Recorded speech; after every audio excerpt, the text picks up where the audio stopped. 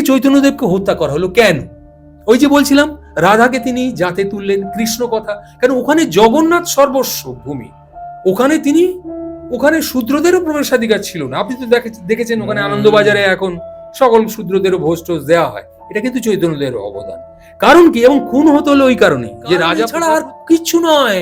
আপনি আমার পাকা ধানে মই দিতে এসছেন, আমি মানুষের মাথায় মুগুর মেরে খাচ্ছি, মানুষকে বোকা বানাচ্ছি। এইখানে এই দক্ষিণা দাও, তোমার মেয়ের বিয়ে হবে, এইখানে এই দক্ষিণা দাও, তোমার ছেলের ভালো চাকরি হবে। কিচ্ছু হয় না, তাদের প্রয়াসে হয়। আর ভাগ্যং ফলতি সর্বত্র, ভাগ্যে না থাকলে আপনি যত বড় ইঞ্জিনিয়ারই হন, যত বড় ডাক্তারই হন, আপনি পসার পাবেন না। ভাগ্যকে মানতেই পাওয়া গেল। এএসআই যখন ওই মন্দির, ASI archaeological survey of India, তারা মন্দিরকে সংরক্ষণ করছিলেন, এবং সেই মন্দির সংরক্ষণ করতে করতে দুখানা কঙ্কাল আবিষ্কৃত হলো। কোথায় এটা? ওই পুরীর জগন্নাথ মন্দিরেই দেয়ালের গায়ে কঙ্কাল আবিষ্কৃত হলো। এবং অনেকে প্রশ্ন তুলছেন 500 বছর আগের কঙ্কাল কি করে অবিকৃত থাকে? অবশ্যই থাকে, ঠিক যেভাবে রাখা হয়েছিল ওভাবে অবিকৃত থাকারই কথা। একটা ক্যাপসুলের মধ্যে রাখা হয়েছিল। ডক্টর মকবুল ইসলাম, তিনি কলকাতা বিশ্ববিদ্যালয়ের অধ্যাপক, তিনি জগন্নাথ বিশেষজ্ঞ। যেখানে লেখা আছে যে non Hindus are not allowed inside the temple. Indira গান্ধীকে পর্যন্ত ঢুকতে দেওয়া হয়নি, মমতা ব্যানার্জিকে পর্যন্ত ঢুকতে দেওয়া হয়নি, এরকম বহু লোককে ঢুকতে দেওয়া হয়নি। কিন্তু তিনি ওই যে জগন্নাথ আগ্রহী, তিনি জগন্নাথ সেবক রূপে, তিনি তার ওই যে নিখাদ ভক্তি, তার যে ওই রাগানুগা মার্গীয় ভক্তি, তিনি জগন্নাথ ক্ষেত্রকে এইভাবে সারা বিশ্বে প্রচার প্রসার দিয়েছেন, সাংস্কৃতিক প্রচার প্রসার দিয়েছেন। প্রণম্য মানুষ, তিনি আমার বয়কনিষ্ঠ। কিন্তু এ অপরাধ। কৃষ্ণ না কহে গোপী গোপী কহ, কে ভজে কৃষ্ণে, চোর কিতব সে। সাংঘাতিক কথা। ছাত্ররা স্তম্ভিত হয়ে গেল। এ কি, গয়া থেকে ঘুরে এসে কি সত্যি উনি খেপে গেলেন না পাগল হয়ে গেলেন? মাথাটি কি একেবারেই বিগড়ে গেছে? কৃষ্ণস্তু ভগবানও স্বয়ং, তাকে তিনি বলছেন চোর কিতব। বলছে হ্যাঁ অবশ্যই চোর। এই যে 16 সহস্র গোপিনী, তার মধ্যে, কেননা আজ থেকে 500 বছর আগে চৈতন্যদেব একটা প্রোডাক্ট হিসেবে স্বীকৃত হয়েছে, তাকে নিয়ে ব্যবসা করা যায়, ধর্ম ব্যবসা।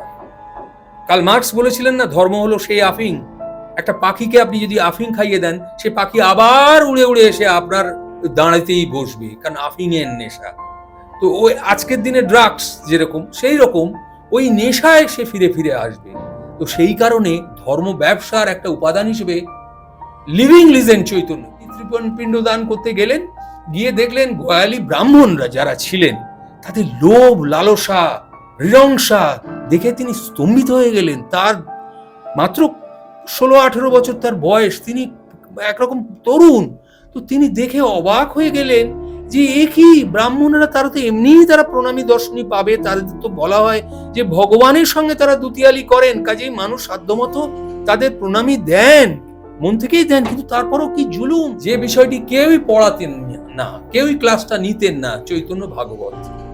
আমি বাংলা ছোট গল্পের উপর পিএইচডি করেছি, আমার স্পেশাল পেপার ছোট গল্প ছিল, আমাকে পড়াতে দেওয়া হলো, কারণ চাকরি সেটা দায়, কাজেই আমাকে চৈতন্য ভাগবত আমাকে পড়াতে দেওয়া হলো বৃন্দাবন দাস। সদানন্দ জন্মের অন্তত 400 বছর আগে এমন একজন মানুষ এসেছিলেন, যিনি সেই দাগ যে শুধু রেখে গেছেন তাই নয়, তিনি তার নিজের জীবন দিয়ে, নিজে শহীদ হয়ে সমাজকে একটা মেলবন্ধনের সুতোয় বাঁধতে চেয়ে, আর ওই সুযোগটা গ্রহণ করেন কিছু সুযোগ সন্ধানী মানুষ, যারা ছদ্মবেশে ভদ্রবেশে, যারা নানাভাবে সমাজকে লুটপাট করে খাচ্ছেন এবং বিভেদের বিষ বুনে দিচ্ছেন গোটা সমাজের শরীরে। আমার সাধ্যমতো ইউটিউবে বলবার চেষ্টা করছি, জীবনের 14 আনা পার হয়ে গেছে। আজকে যদি আমাকে কারাগারে নিক্ষেপ করে, অথবা কেউ যদি গুপ্ত ঘাতক হিসেবে আমাকে হত্যা করে, আমার এতটুকু আক্ষেপ নেই। আমি চাই আমার এই কথাটা অন্তত আরো 1000 লোকের মধ্যে ছড়িয়ে যাক। কার নিন্দা করো তুমি? এ তোমার, এ আমার পাপ। এই যে আজকে জাতি দাঙ্গা, মৌলবাদ, সন্ত্রাসবাদ, এ কার থেকে উত্থিত? মানুষকে ঘৃণা করলে সে মানুষ ঘৃণিত হতে হতে হতে হতে একদিন প্রত্যাঘাত করে। এটা পিঁপড়েও মরার আগে দংশন করে। নমস্কার বন্ধুরা, কেকে পডকাস্ট আবার স্বাগত জানাই। আজকে রবিবার দুপুর 3টে, এবং আজকের পডকাস্টটা কি জন্য ক্লিক করেছেন? শ্রী চৈতন্য মহাপ্রভু কিভাবে মারা গেছেন, বা ওই মৃত্যুটা কি সত্যি? কিছুদিন আগে একটা আমার ফিল্মও দেখেছিলেন, সেখানে কি প্রত্যেকটা বিষয় কি সত্যি বলা হয়েছে? ওখানে ৩ ভাবে দেখানো হয়েছে। আমরা সবাই দেখেছি, গানটা বিশাল হিট। বলতে গেলে অরিজিৎ সিং এর লাস্ট বাংলা গান, যেটা পর তিনি আর প্লেব্যাক সিঙ্গিং করবেন না। যাই হোক, এবং আজকে আমাদের যিনি আছেন, আমাদের গেস্ট বলবো না, তিনি আমাদের খুব নিজের লোক, নিজের মানুষ, ডক্টর অমরনাথ বন্দ্যোপাধ্যায়। তিনি তার জীবনের না অনেকটা পার্ট এটাতে দিয়েছেন, এবং আজকের পডকাস্টে পুরো বিষয়টা আছে।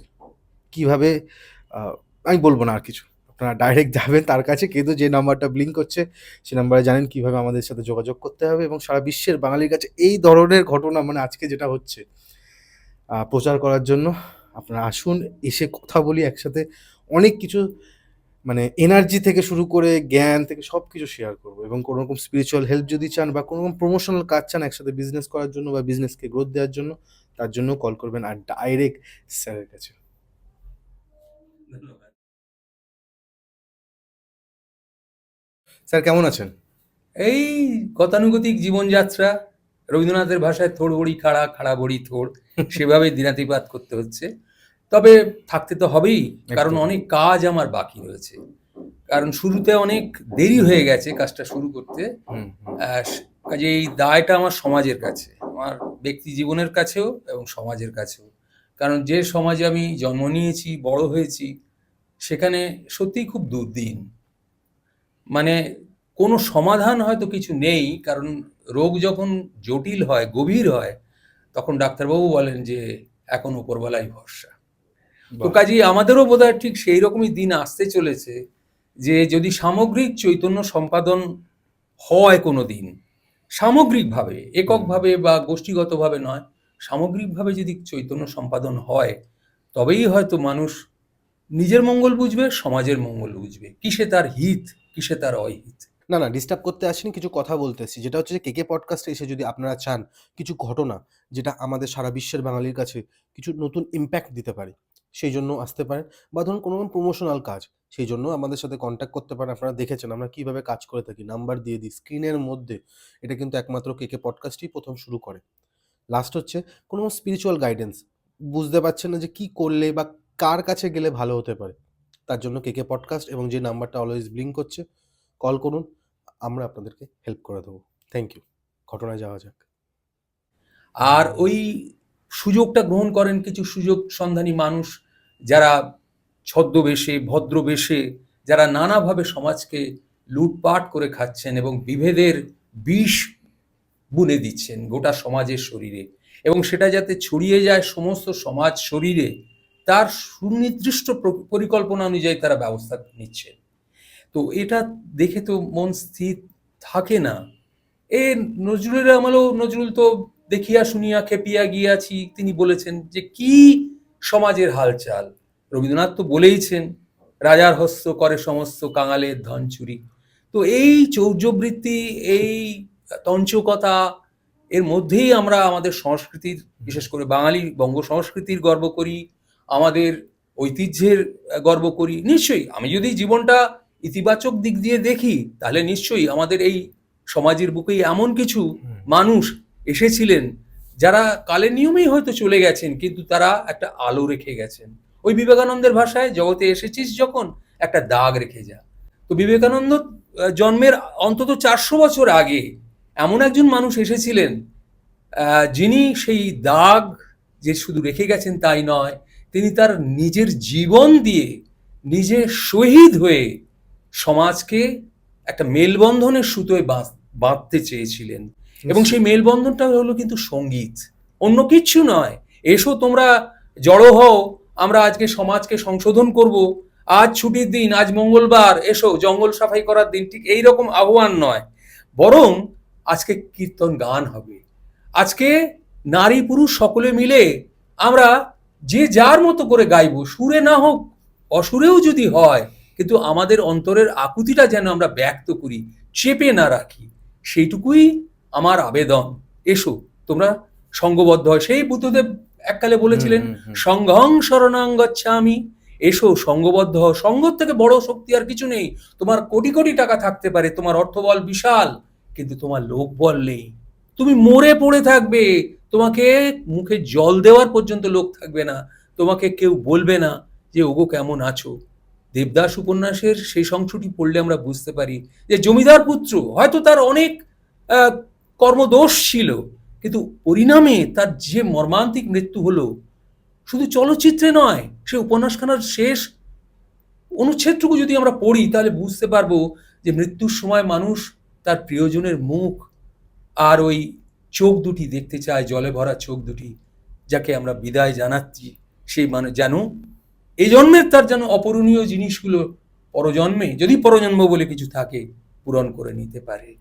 তো আমি এমন মানুষেরই কথা বলবো, একদমই। তিনি শ্রী চৈতন্য দেব, তার সমস্ত বিদ্যাবত্তা, তার সমস্ত অহমিকা, কারণ যেহেতু তিনি ব্রাহ্মণ সন্তান ছিলেন এবং 16 শতকে ব্রাহ্মণরা বুদ্ধিতে, বিদ্যায়, বলে, সমস্ত দিক থেকে তাদের যে মেধা এবং মনন ছিল, তাতে তিনি স্বচ্ছন্দে অধ্যাপনা করে তার জীবন অতিবাহিত করতে পারতেন, তাতে তার ডাল ভাতের অভাব অন্তত হতো না।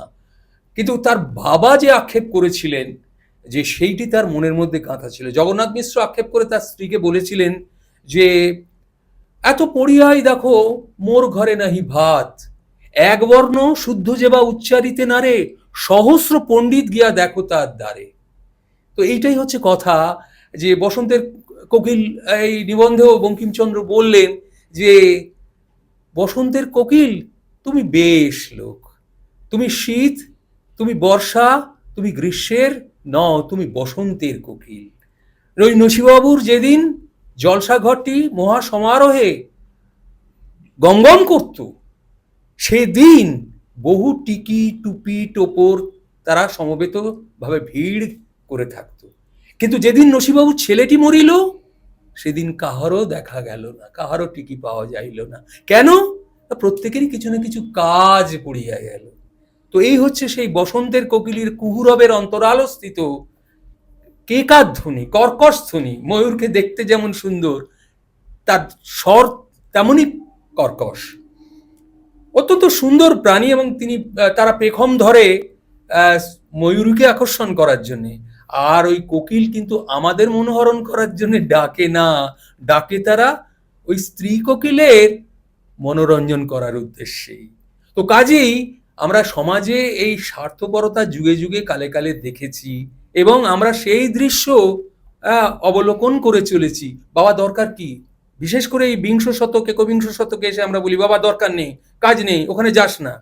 কিন্তু আমরা জানি যে একসময় কিছু ছাত্র যুবক আমরা চোখে দেখেছি, তারা এগিয়ে এসেছিল নিজেদের মঙ্গল সাধন করবার জন্য নয়, নিজেদের কাটমানি বা পকেট মানি তৈরি করে নেওয়ার জন্য নয়, তারা সমাজটাকে সাম্যের সমাজ, সমাজবাদী সমাজ ব্যবস্থার মধ্যে একটা বিদেশি যে দর্শন, যে সকলকে সমান করো, যেটা বুদ্ধ এক সময় বলেছিলেন, নানক বলেছিলেন শ্রী চৈতন্য দেব, তারাও সেই পথ অনুসরণ করে এগিয়ে যেতে চেয়েছিল, কিন্তু তাদের গায়ে একটা দেগে দেওয়া হলো। রবীন্দ্রনাথের ভাষায় সেই দেগে দেওয়া, শরৎচন্দ্রের ভাষায় মস্ত ছিয়ের ছাপ কোন শৈশবে কে মারিয়া দিয়াছিল, ছি ছাড়া আর কিছু কোনোদিন শুনিতে পাই নাই। ঠিক সেই রকম এদেরও উদ্দেশ্যে বলা হয় ওরা নকশাল, ওরা মাওবাদী, ওরা সন্ত্রাসবাদী, কিন্তু আসলে তাদের আড়ালে লুকিয়েছিল বহু স্বার্থান্বেষী গুন্ডা, এবং তাদের মধ্যে রাজনৈতিক প্রশ্রয় ছিল। কাজে যারা প্রকৃত প্রেসিডেন্সিয়ান, যারা জেভেরিয়ান, তারা কিন্তু সমাজ হিতার্থে নিজেদের জীবন উৎসর্গ করে গেছেন। তাদের কিন্তু কেউ শহীদ বলে আজ পর্যন্ত সম্মানিত করেন না, তারা আজও সন্ত্রাসবাদী খাতাতেই তাদের নাম রয়েছে। কিন্তু আমরা যখন সমরেশ বসুর শহীদের মা গল্পটি পড়ি, তখন বুঝতে পারি যে গেল সে গেল, যার গেল তার গেল। সে শুধু ওই শহীদ মিনারে একটা শহীদ স্তম্ভের মধ্যেই তার জীবনটা ওই কিছু প্রস্তর লেখের মধ্যে নিবদ্ধ রয়ে গেল। যেমন সেই কালিদাস রায় বলেছিলেন না, যে ব্যক্তি ডুবে যায় দলে, মালিকা পড়িলে গলে, প্রতিফুলে কেবা মনে রাখে। আজকে আমরা যে সমাজের, যে যুগে যে অবস্থায় পৌঁছেছি, সেই অবস্থায় পৌঁছতে কত প্রাণ, কত মন, কত বিনিদ্র রজনী আমাদের জন্য উৎসর্গীকৃত হয়েছিল, আমরা কি তার কেউ খবর রাখি? তো আজকে আমরা বিষয়টিকে বিস্তারিত না করে একদম আমরা যদি শ্রী চৈতন্যদেবের কথা বলি, তাহলে হয়তো অনেকেই বলবেন যে ও তো জানা কথা, শোনা স্যার, কথা, আমি- নবদ্বীপ, আমি- মায়াপুর ইত্যাদি ইত্যাদি। আপনি এতক্ষণ ধরে যেই যেভাবে বলেছেন আমি একেবারে বাকরুদ্ধ, আশা করবো দর্শকরাও। কিন্তু এটা না, আমি এটা আমি এবার শ্রী চৈতন্য মহাপ্রভুর ব্যাপারে আমি জানবো, নিশ্চয়ই আমি জানবো, এবং হ্যাঁ, দর্শকরাও তাই জন্যই এসছে। আপনার নিজস্ব একটা ডেজিগনেশন যদি আপনি রাখেন, আপনি কি করতেন এবং এখনো কি করছেন, ছোট হ্যাঁ, করে যদি রাখেন। ধন্যবাদ। ব্যাপারটা হলো কি জানেন তো, যে কিছু জিনিস আছে অন্তর থেকে শেখা, হুম। আর কিছু আছে দায় পড়ে শেখা। যেমন এখন ছেলে মেয়েদের কম্পিউটারটা শিখতেই হবে, কম্পিউটারের বিভিন্ন অ্যাঙ্গেল থেকে তাদের কম্পিউটারের বিদ্যা রপ্ত করতে হবে। হুম। সে যদি সুইপারের কাজও করে, হুম। বলছি কোনো কাজই ছোট নয়, ওরা কাজ করে অঙ্গে বঙ্গে কলিঙ্গে, রবীন্দ্রনাথ বলে গেছেন, শ্রমের কোনো বিকল্প হয় না। কিন্তু ঘটনা হচ্ছে এই, যে তাদেরও কিন্তু ওই কম্পিউটারটা জানতে হবে। রকেট সায়েন্স জানার দরকার নেই, কিন্তু কম্পিউটারটা মিনিমাম রিকোয়ার কোয়ালিফিকেশন। তো সেটা দায় পড়ে শিখতে হবে, ভালো লাগুক না লাগুক। মা বাবারা হাতে ধরে বাচ্চাদের নিয়ে যান, একসময় খেলার মাঠে নিয়ে যেতেন, সৌরভ হতে হবে, সচিন হতে হবে, বা চুনিপিকে বলরাম হতে হবে। এখন মা বাবারা বলেন না, দরকার নেই, এখন তুমি বাবা কম্পিউটার বিশেষজ্ঞ হও, এবং মনটা এইভাবে প্রস্তুত রাখো, বাংলায় যদি না হয়, হেতা না হয় অন্য কোথাও, অন্য কোনোখানে তোমার জীবিকার সন্ধান করে নাও। আমার ক্ষেত্রেও কিন্তু কম বেশি সেরকমই ঘটনা ঘটেছিল। আহ, আমি বাংলা ছোট গল্প নিয়ে ইউজিসি রিসার্চ ফেলোশিপ কমপ্লিট করি, বাংলা ছোট গল্পের ওপর পিএইচডি করি কলকাতা বিশ্ববিদ্যালয় থেকে, এবং পরবর্তীকালে আমি পোস্ট ডক্টরাল কাজ করি ইউজিসি রিসার্চের অ্যাসোসিয়েটশিপ নিয়ে। তো সেইটা অসমাপ্ত রেখেই আমাকে চলে যেতে হয়, কারণ ওই যে জীবিকার টান, আমাদের 1988-এর প্যানেল দীর্ঘ প্রায় 5 বছর ইনজাংশন থাকার জন্য কোনো নিয়োগ হচ্ছিল না। তো সেই অবসরে আমি গবেষণা বা আইনের কিছু কিছু প্র্যাকটিস করা, যেহেতু আমি আইনের ডিগ্রিধারী, তো সেগুলোও আমার আহ, আয়ত্তের মধ্যেই ছিল। কিন্তু সমস্যা হচ্ছে যে কোনোটাই আমি ঠিক সেভাবে মন দিয়ে করে উঠতে পারিনি, কারণ আমার চাকরি দরকার ছিল। চাকরি এই কারণেই, সেটা হলো সেই সামাজিক সোশ্যাল আইডেন্টিটির জন্য। তো সেই সোশ্যাল আইডেন্টিটির জন্য আমি জয়েন করি রামপুরহাট কলেজে। আমি কলকাতা বিশ্ববিদ্যালয়ের ছাত্র, কলকাতা বিশ্ববিদ্যালয়ের আবহে কারিকুলামে বড় হয়েছি, কিন্তু রামপুরহাটে গিয়ে ইএলএম নূতন দেশে আমার যেন মনে হলো, কারণ বর্ধমান বিশ্ববিদ্যালয়ের সিলেবাস, এবং সব থেকে বড় কথা হোম সেন্টার। আজকে আমার বলতে দ্বিধা নেই যে আমি এই আবহ কিন্তু কখনো দেখিনি, যে ছাত্ররা পড়াশুনো করবে না, তারা পরীক্ষার সময় শুধু ওই জেরক্স কপি বা সাইক্লোস্টাইল কপি থেকে কপি করবে। এই কপি করার বিদ্যাটা হোম সেন্টারে তাদের যেন একটা ইজমেন্ট রাইট বা বার্থ রাইট, এটা তাদের করতেই হবে। আমার মন খুব ভেঙে গেল। আমি একসময় যাদের কাছে পড়াশোনা শিখেছি, সেই সমস্ত প্রণম্য মাস্টারমশাই, ডক্টর অসিত কুমার বন্দ্যোপাধ্যায়, শ্রী শঙ্করী প্রসাদ বসু, শ্রী প্রণবরঞ্জন ঘোষ, ডক্টর বিমল কুমার মুখোপাধ্যায়, জাহ্নবী কুমার চক্রবর্তী, ডক্টর উমা রায়, এরকম প্রথিতযশা, কার নাম কাকে ছেড়ে, ডক্টর দুর্গাশঙ্কর মুখোপাধ্যায়। তো এদেরকে এদের বই পড়ে আমরা অনার্স পাস করেছি। যখন এদের সাক্ষাতে এদের ছাত্র হিসেবে গেলাম, তখন সত্যি কথাই তারা হয়তো এতটা আমাদের খুব কাছে টেনে নেননি, কিন্তু আমরা নিজেদের আগ্রহে 10টায় ক্লাস থাকলে আমরা 9:30 থেকে হাজির হয়ে যেতাম। কেননা তখন তো আমাদের ওই রেকর্ডিং এর ব্যবস্থাও ছিল না, বা নোট পড়ার সিস্টেমও ছিল না। স্যার যেটা ক্লাসে পড়াচ্ছেন, যেটা বোঝাচ্ছেন, সেটাই তোমার পরম পাথেয়। তো সেইভাবেই আমি এমএ কমপ্লিট করি, পরে নেট পরীক্ষায় বসি, এবং নেট কোয়ালিফাই করার পর পিএইচডি জন্য নথিভুক্ত হই। 5 বছর পিএইচডি করি, এবং সেটা কিন্তু বাংলা ছোট গল্পের উপর, যেটা আমার আগ্রহের বিষয় ছিল। কেননা ছোট প্রাণ, ছোট কথা, ছোট ছোট দুঃখ কথা, নিতান্তই সহজ সরল। হ্যাঁ, তা এইরকম রবীন্দ্রনাথের ভাষায় এখন আমি এইদিকে গেলে আবার চৈতন্যদেবের আলোচনাটা একদমই। অসমাপ্ত থেকে যায়। থ্যাংক ইউ স্যার, তো এইটাই বলতে চাইছি, এত যে সুন্দর। এইভাবে আমি কিন্তু এগোবার চেষ্টা করেছিলাম। কিন্তু ওই যে বললাম, হংস মধ্যে বক যাতা, আমাকে ফেলে দেওয়া হলো ওখানে। তারপরে আমি কলেজ সার্ভিস কমিশনে বারবার অ্যাপ্লাই করি, কিন্তু তারা বললেন এই তো গেলে, কত সুন্দর জলবায়ু, ওখান থেকে কাছে দেওঘর, ঘুরে এসো, ইত্যাদি ইত্যাদি। ইত্যবসরে আমাকে একজন খবর দিলেন যে ছাত্রছাত্রীরা পড়াশুনো করছে না, কলকাতাতেও কিন্তু পড়াশোনার রেওয়াজটা আস্তে আস্তে কমে আসছে। আমি বললাম যে আমার তো গবেষণাটা তো প্রায় বন্ধ হওয়ার উপক্রম হয়েছে, আমি তো গবেষণাটা শেষ করতে চাই। তো আমাকে তখন কলেজ সার্ভিস কমিশন থেকে বলা হলো, তুমি রিসার্চের কাজ করো না কেন? আমি তো বললাম, দেখুন আমি তো রিসার্চের কাজ ছেড়ে দিয়ে কলেজে গেছি। বলে না না, তুমি কলেজে চাকরি করাকালীনই তুমি রিসার্চ করতে পারবে। ইউজিসির মাইনর রিসার্চ স্কিম এবং মেজর রিসার্চ স্কিম আছে, তুমি অ্যাপ্লাই করো। যেহেতু তুমি নেট হোল্ডার এবং রিসার্চ অ্যাসোসিয়েট হিসেবে তুমি সিলেক্টেড হয়েছিলে দিল্লিতে, ইউজিসির বাহাদুর শাহ জাফর মার্গ থেকে, তো কাজেই তুমি অবশ্যই অ্যাপ্লাই করলে পাবে। তো আমি অ্যাপ্লাই করেছিলাম এবং একটু দেরি হয়, বছরখানেক লেগেছিল। একদিন আমি সেই প্রজেক্ট পেলাম এবং সেই প্রজেক্টে আমি যে বিষয়টি দিয়েছিলাম, ওই যে বলেছিলাম যে দায়ে পড়ে আমাকে কলেজে প্রথম যখন যাই, যে বিষয়টি কেউই পড়াতেন না, কেউই ক্লাসটা নিতেন না, চৈতন্য ভাগবত। আমি বাংলা ছোট গল্পের উপর পিএইচডি করেছি, আমার স্পেশাল পেপার ছোট গল্প ছিল, আমাকে পড়াতে দেওয়া হলো, কারণ চাকরি সেটা দায়। কাজেই আমাকে চৈতন্য ভাগবত আমাকে পড়াতে দেওয়া হলো বৃন্দাবন দাসের, যাকে বলা হচ্ছে চৈতন্য লীলার ব্যাস। মানে এখান থেকে আপনার শুরু। এইখান থেকেই শুরু চৈতন্য চর্চায়, চৈতন্যের আগ্রহ। কারণ আমি দেখলাম যে এটা অসিত কুমার বন্দ্যোপাধ্যায় বলেছেন যে বায়োগ্রাফি নয়, এজিওগ্রাফি। হ্যাঁ, এজিওগ্রাফি মানে হলো জীবনী কাব্য, যেখানে সত্যের সঙ্গে কল্পনার কিছু মিশেল থাকবে। রবীন্দ্রনাথের যে জীবন স্মৃতি, তার সত্যি কথাই তার বায়োগ্রাফি। তিনি ততটুকুই তিনি লিখেছেন। তার ছেলেবেলা সেই একই সত্য কথন। কিন্তু যখন চৈতন্য জীবনী কাব্য আমরা পড়বো, এটাই আমরা শিখেছি যে তার মধ্যে সব সত্যতা খুঁজতে যেও না। যেমন চৈতন্য জীবনী কাব্যে যেটা বলা হচ্ছে যে বাল্যকালে তার পায়ের তলায় কিছু ধ্বজ বজ্র অঙ্কুশ চিহ্ন দেখে অদ্বৈত মহাপ্রভুরা বললেন যে মহাপুরুষ জন্মগ্রহণ করেছে, আমাদের পরিত্রাণ করবার জন্য স্বয়ং নারায়ণ এই জগন্নাথ মিশ্রের ঘর আলোকিত করে জন্মগ্রহণ করেছে। এখন জন্ম হোক যথাতথা, কর্ম হোক ভালো, এইটুকু আমরা জানি। তো কর্ম ছিল ভালো বলেই তার পায়ের তলায় ধ্বজ বজ্র অঙ্কুশ চিহ্ন ছিল বলেই যে তিনি মহাপুরুষ হয়েছিলেন তা কিন্তু নয়। বস্তুত পক্ষে জীবনের যে অলিতে গলিতে তার পদচারণা ছিল, সেইটাই কিন্তু, কারণ তিনি দেখেছেন যে তার দাদা যে বিশ্বরূপ এত পড়াশোনা করেও বাধ্য হয়ে সন্ন্যাস তখন একটা প্রফেশন ছিল। কারণ একটা সময় চৈতন্যদেবকেও সন্ন্যাস নিতে হয়েছিল বাধ্য হয়ে।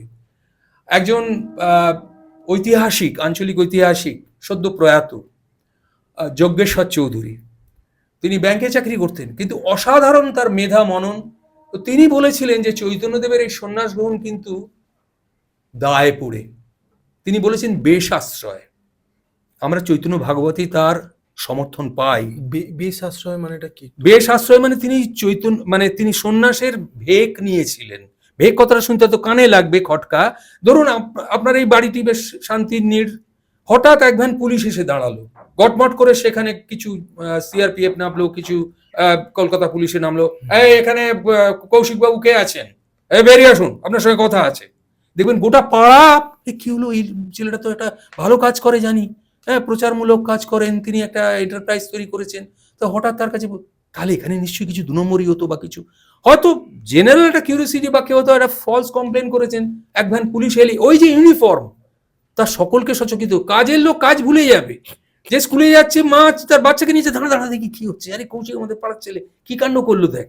তো এই যে ব্যাপারটা, এটা আমাদের আজকের দিনে, যেমন একটা দূরপাল্লার ট্রেনে আপনি যাচ্ছেন, হ্যাঁ কালো কোটধারী ইউনিফর্মধারী টিটি উঠলেন, হ্যাঁ যার টিকিট নেই সে তখন পালাবার পথ খুঁজবে। তো আমরা চেন্নাই এক্সপ্রেসে দেখেছি সেরকম টিটিকে গাড়ি থেকে ফেলে দিতে, শাহরুখ খানকে। তো কাজী সেটা যদি অনুসরণ করার যোগ্য হয়, তাহলে তো সেটা খুবই আমাদের সমাজের দুর্দিন বলতে হবে। কারণ তিনিও ওই দায়ে পড়ে টিকিটটি চেক করছেন, কারণ তাকেও কিছু কেস দিতে হবে, তা নইলে তার চাকরি থাকে না। তো কাজী চৈতন্যদেবকেও এই বেশটা নিতে হয়েছিল। আমি বলছি কেন তিনি বেশটা নিয়েছিলেন। তিনি যখন গয়াতে পিতৃপিণ্ড দান করতে যান, এটা আমাদের হিন্দু বাঙালি সনাতনীদের সংস্কার যে গয়াতে, জানি না আদৌ সেই পিণ্ড গৃহীত হয় কিনা। তো তিনি পিতৃপিণ্ড দান করতে গেলেন, গিয়ে দেখলেন গয়ালি ব্রাহ্মণরা যারা ছিলেন তাদের লোভ লালসা হৃংসা দেখে তিনি স্তম্ভিত হয়ে গেলেন। তার মাত্র 16-18 বছর তার বয়স, তিনি একরকম তরুণ। তো তিনি দেখে অবাক হয়ে গেলেন যে এ কি, ব্রাহ্মণরা তারা তো এমনিই তারা প্রণামী দর্শনী পাবে, তাদের তো বলা হয় যে ভগবানের সঙ্গে তারা দুতিয়ালি করেন, কাজেই মানুষ সাধ্যমতো তাদের প্রণামী দেন, মন থেকেই দেন। কিন্তু তারপরও কি জুলুম, এবং কিভাবে ভয় দেখিয়ে তাদের কাছে অর্থ উপার্জন করা হচ্ছে, এবং তারা গোগ্রাসে কিভাবে পিণ্ড গিলছে।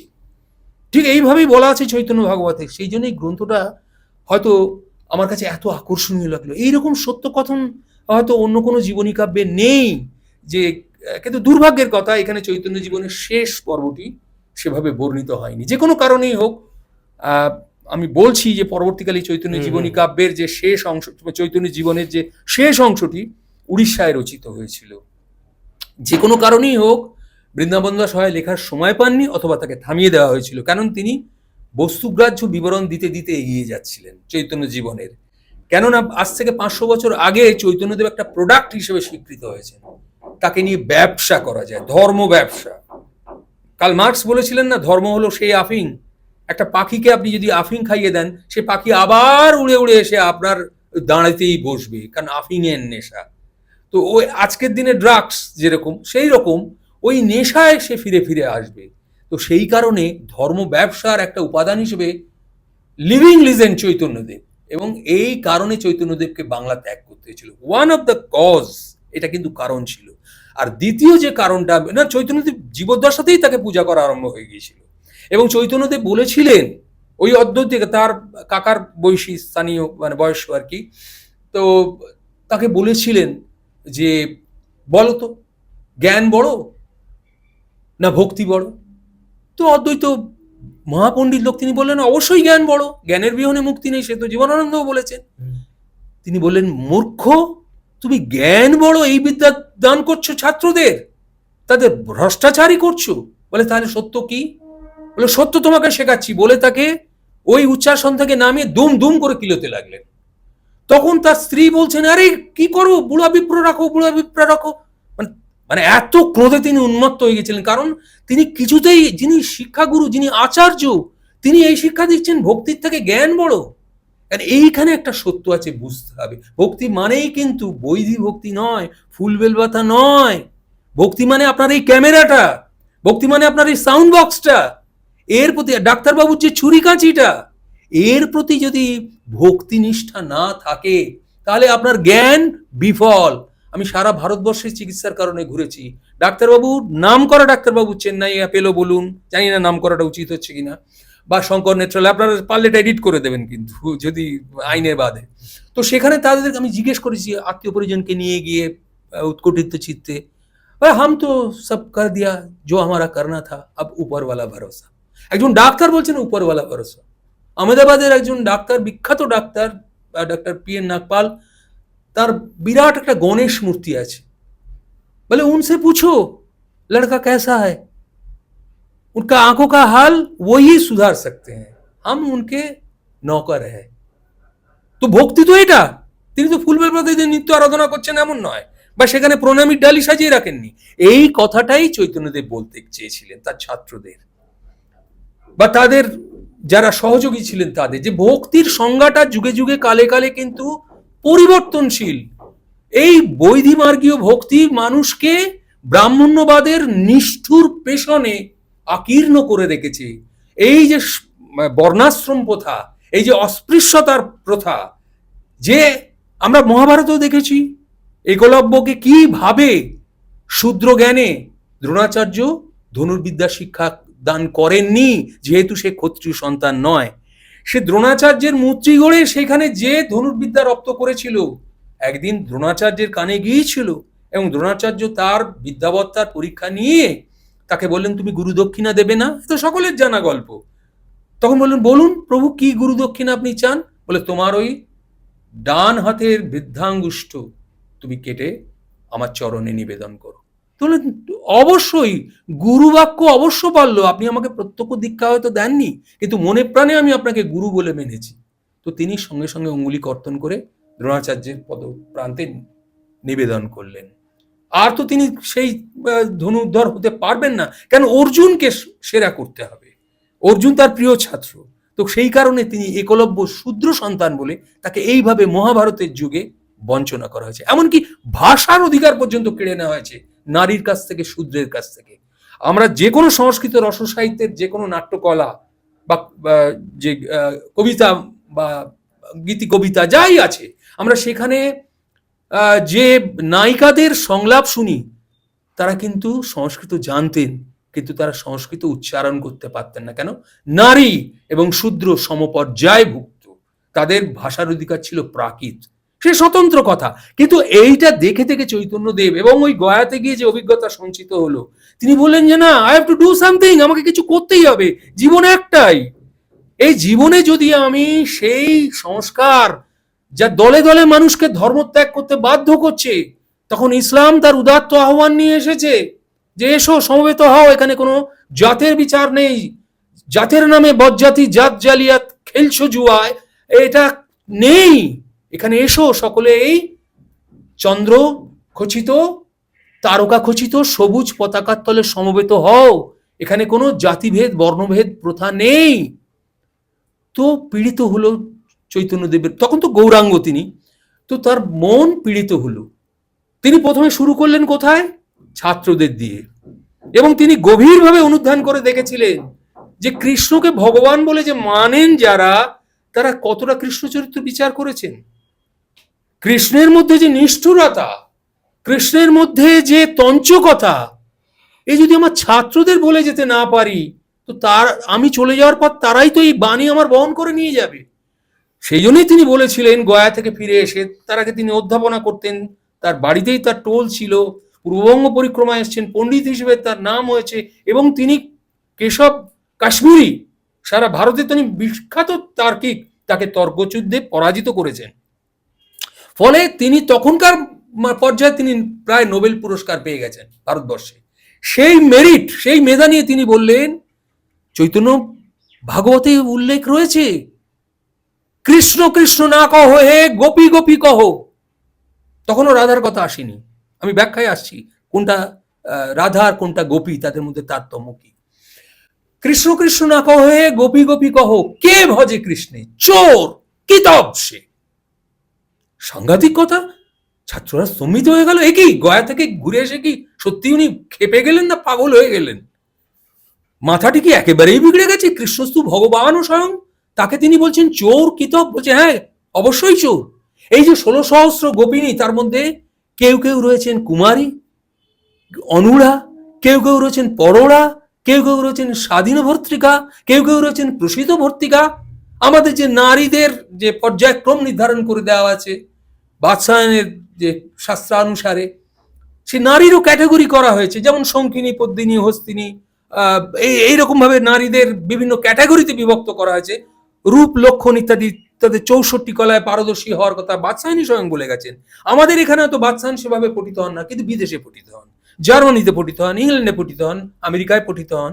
কেননা তার মধ্যে যে বিজ্ঞান অন্বেষা আছে, তা কিন্তু মডার্ন সায়েন্সও তাকে অ্যাকসেপ্ট করছে। তো যাই হোক, তো এই চৈতন্যদেব তখন দেখলেন যে, মানে গৌরাঙ্গ দেখলেন আর কি, সরি টু সে, কারণ বারবার চৈতন্য বলছি, তখন কিন্তু তিনি চৈতন্য হননি। ওই যে বলেছিলাম দায়ে পড়ে তাকে সন্ন্যাস নিতে হয়েছিল, এইবারই সেই জায়গাটায় আমরা আসছি, সেই জায়গাটা শুরু হলো এইখান থেকে। ছাত্ররা তাকে বললেন এই কি রে? তখন তার দাদাদের গিয়ে অভিভাবকদের দিয়ে বললেন যে শুনেছো গৌরাঙ্গ পণ্ডিতের কি দশা হয়েছে, মাথাটি একেবারে গেছে। সে আমাদের শিক্ষা দিচ্ছে যে কৃষ্ণ ভগবান স্বয়ং, যিনি নারায়ণের অবতার, তাকে বলছেন তিনি চোর কিতব। তিনি কি চুরি করেছেন? না, চুরি করেছেন তিনি 16 সহস্র গোপিনীর মন, তাদের ঘর থেকে বাইরে নিয়েছেন বংশীধ্বনি করে। আর তো তারা না ঘরকা না ঘাটকা, তারা তো আর ঘরে ফিরতে পারবে না। তাদের জাতিকুলি মান তিনই তো গেল, শ্বশুরকুল গেল, পিতৃকুল গেল, মাতৃকুল গেল, এবং নিজের বিবেক দিয়ে তারা নিজের কাছে প্রশ্ন খুঁজে বেড়াচ্ছে যে আর তো আমাদের এই গোপরমণীদের হাতের দুধ কেউ কিনবে না, ননি মাখন কেউ কিনবে না, আমরা তো অস্পৃশ্য অচ্যুত হয়ে গেছি, আমরা কিভাবে বেঁচে থাকবো? আমরা তো আমাদের সতীত্ব বিক্রি করতে চাই না। কৃষ্ণকে ভগবান জ্ঞানে, পরম পুরুষ জ্ঞানে আমরা তার কাছে নিবেদন করেছি আমাদের ধন, মান, যৌবন যা ছিল, যতটুকু ছিল।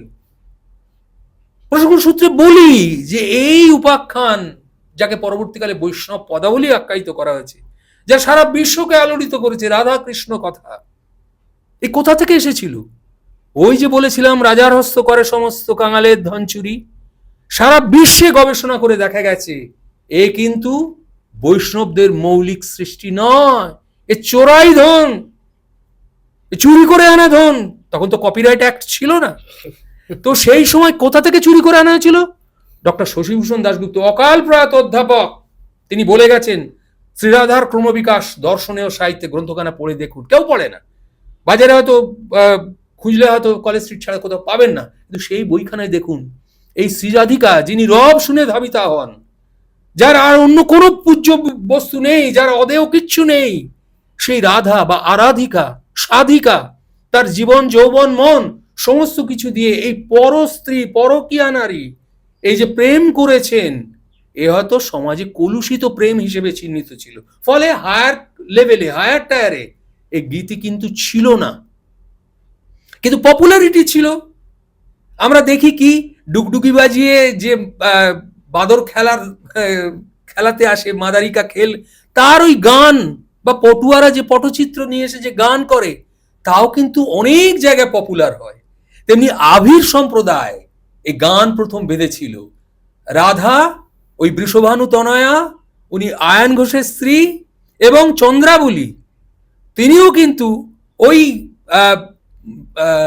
গোপকন্যা, তিনি গোবর্ধন মল্লের স্ত্রী, তিনিও কিন্তু কুলমান শীল সবই ছেড়েছেন, প্রতিদ্বন্দ্বিতায় নেমেছেন যে কে আগে কৃষ্ণ প্রেমে আত্মাহুতি দেবেন, প্রাণ দেবার জন্য কে বা আগে প্রাণ করিবে দান। এই হলো ভক্তি। কোন মন্ত্রের দ্বারা এ পূজা হয় না, শুধু বংশীধ্বনি শ্রবণ করে, ওই নুপুর নিক্ষণ শুনে, আর ওই সই কেবা শুনাইলো শ্যাম নাম, কানের ভিতর দিয়া মরমে পশিল গো, আকুল করিল মোর প্রাণ। তো এই যে সবকিছু সমর্পিয়া একমন হইয়া নিশ্চয় হইলাম দাসী, এই দাসী অর্থাৎ কি, তোমার প্রেমের দাসীত্ব আমি স্বীকার করে নিলাম, রাখলে তুমি রাখবে, মারলে তুমি মারবে। তো এই গান হয়তো সেই সময় অতটা পপুলার হতে পারেনি, আবির সম্প্রদায়ের এই গান। এটিও কিন্তু প্রমাণিত হয়েছে যে আদিবাসী সম্প্রদায়ের মধ্যে এই রাধাকৃষ্ণ কথা বহুদিন ধরে প্রচলিত ছিল, কিন্তু তা শুনে হয়তো অনেকে কানে আঙুল দিতেন, এ কি ঘরের বউকে ভাগিয়ে নিয়ে যাওয়া, এ কেমন প্রেম, এ তো সমাজ নিন্দিত, সমাজ গরিত প্রেম।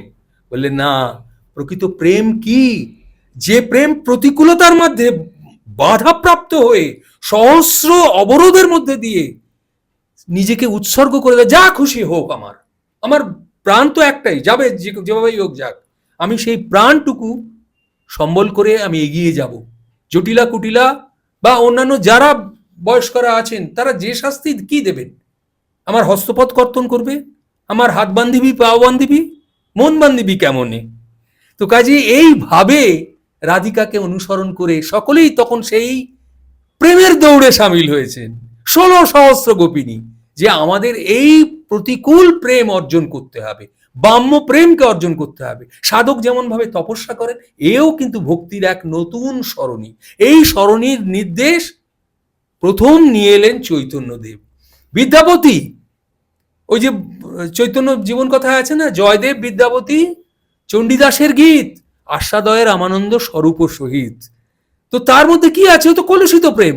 জয়দেবের গীত গোবিন্দ কাব্য সম্পর্কে বঙ্কিমচন্দ্র কি বলছেন, ওখানে গীতি থাকিলেও গোবিন্দ নাই, অর্থাৎ কোন গোবিন্দ, যিনি গোপালক, যিনি ঐশ্বর্য শক্তির সূচক, শঙ্খচক্র গদাপদ্মধারী, যে নারায়ণের অবতার রূপে যে কৃষ্ণ আবির্ভূত হয়েছেন ধর্ম সংস্থাপন করার জন্য সম্ভবামী যুগে যুগে, সেই কৃষ্ণ কোথায়, গীত গোবিন্দ নেই। ঘটনা হচ্ছে, সেন রাজাদের মনোরঞ্জন করার জন্য জয়দেব হালের গাথা সপ্তশতী বা প্রাকৃত পৈঙ্গল বা আর্যা সপ্তশতী, এইরকম লোকমূলক কাব্য, লোকগীতি, যার কৌলিন্য নেই, কারণ শ্রীমৎ ভাগবত পুরাণ বা বেদ বেদান্ত বেদাঙ্গ কোথাওই কিন্তু রাধা নেই, রাধার উল্লেখ নেই কোথাও। রাধা তো অসুচি, অপবিত্রা, তাকেই পবিত্র করে তুলে শ্রী চৈতন্যদেব বেরিয়ে পড়লেন, বলে এইটাই হবে আমার বাউল, এইটাই আমার বাউল হয়ে পথে পথে চলে যাও, পথ চেলাতেই আমার আনন্দ। তিনি বেরিয়ে পড়লেন, কিন্তু শুধু বেরিয়ে পড়লে তো হবে না, তিনি নিত্যানন্দ প্রমুখ যাদের সংস্পর্শে ছিলেন তখন, তাদের বললেন, সন্ন্যাসীরে আর কেউ না করে প্রহার, ওই যে ছাত্ররা মারতে এসেছিল, সন্ন্যাসীরে সকলেই করে নমস্কার। আমি কালকে শিখাসূত্র মুন্ডন করে ওই কাটোয়ার কেশব ভারতীর কাছে গিয়ে আমি দীক্ষিত হব। বলে সর্বনাশ, কেশব ভারতী শুধু বিদ্যা বুদ্ধিতে জ্ঞানে গরিমায় তোমার থেকে অনেক গুণ নিম্নস্থানী। বলে হ্যাঁ, ওর কাছ থেকেই আমি, আজকে প্রমাণ হবে যে রাস্তার ধারে যে জুতো সেলাই করছে চর্মকার, তার কাছ থেকেও বিদ্যা নেবার আছে।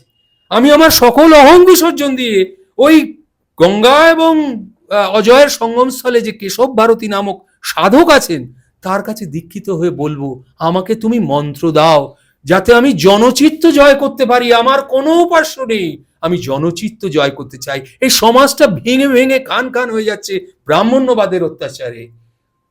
তখন কেশব ভারতীর সঙ্গে যে বাক্যালাপ হয়েছিল, সম্ভবত সেইখানেই তিনি তার সমস্ত গর্ব, আমায় সকল রকমে কাঙাল করেছ গর্ব করিতেছু, তার সমস্ত যা পুঁথিপত্র ছিল ওই ভাগীরথীর জলে নিবেদন করলেন, বলে আজ আমি মুক্ত পুরুষ, আমার আর কোনো বন্ধন রইল না, বলে তিনি এগিয়ে চললেন। কোথায় এগিয়ে চললেন?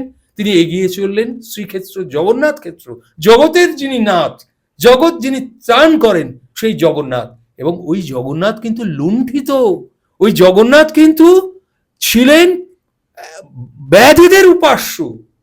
আজও যদি কেউ যায় না, আমরা গেছি, গিয়ে দেখে এসেছি যে সেই ত্রিবেণী সঙ্গমে কটক থেকে প্রায় 70-80 কিলোমিটার দূরে কান্টিলো মনে একটা কাঁটা বনের ঝোপ, সেখানে ব্যাধ বৃষকেতু তার উপাসনা করতেন। আর ওই শ্রীক্ষেত্রে প্রতিষ্ঠিত জগন্নাথের প্রাণ ওই কন্টিলোতে রয়েছে, তার ব্রহ্মবস্তু তাকে নিয়ে আসতে হবে। কি করে পাওয়া যাবে? ব্রাহ্মণ, তার তো চিরকালই জগৎপতি হওয়ার বাসনায়, জগৎ শ্রেষ্ঠ হওয়ার বাসনায়, ঈশ্বর প্রতিম হয়ে ওঠার বাসনায় তঞ্চকতার আশ্রয় নেয়।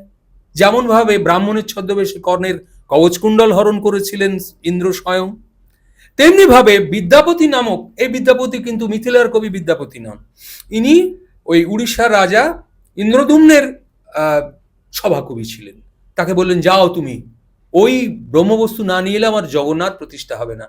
ওই দাক্ষিণাত্য থেকে বৈষ্ণব ধর্ম, নিম্বার্ক, রামানুজ, মধ্যাচার্য, এরা কিন্তু তখন বৈষ্ণব একটা সংগঠন তৈরি করে ফেলেছেন, বৈষ্ণব ধর্মান্দোলন চলছে, কিন্তু তারা অস্পৃশ্যতা নিবারক কিছু করে না।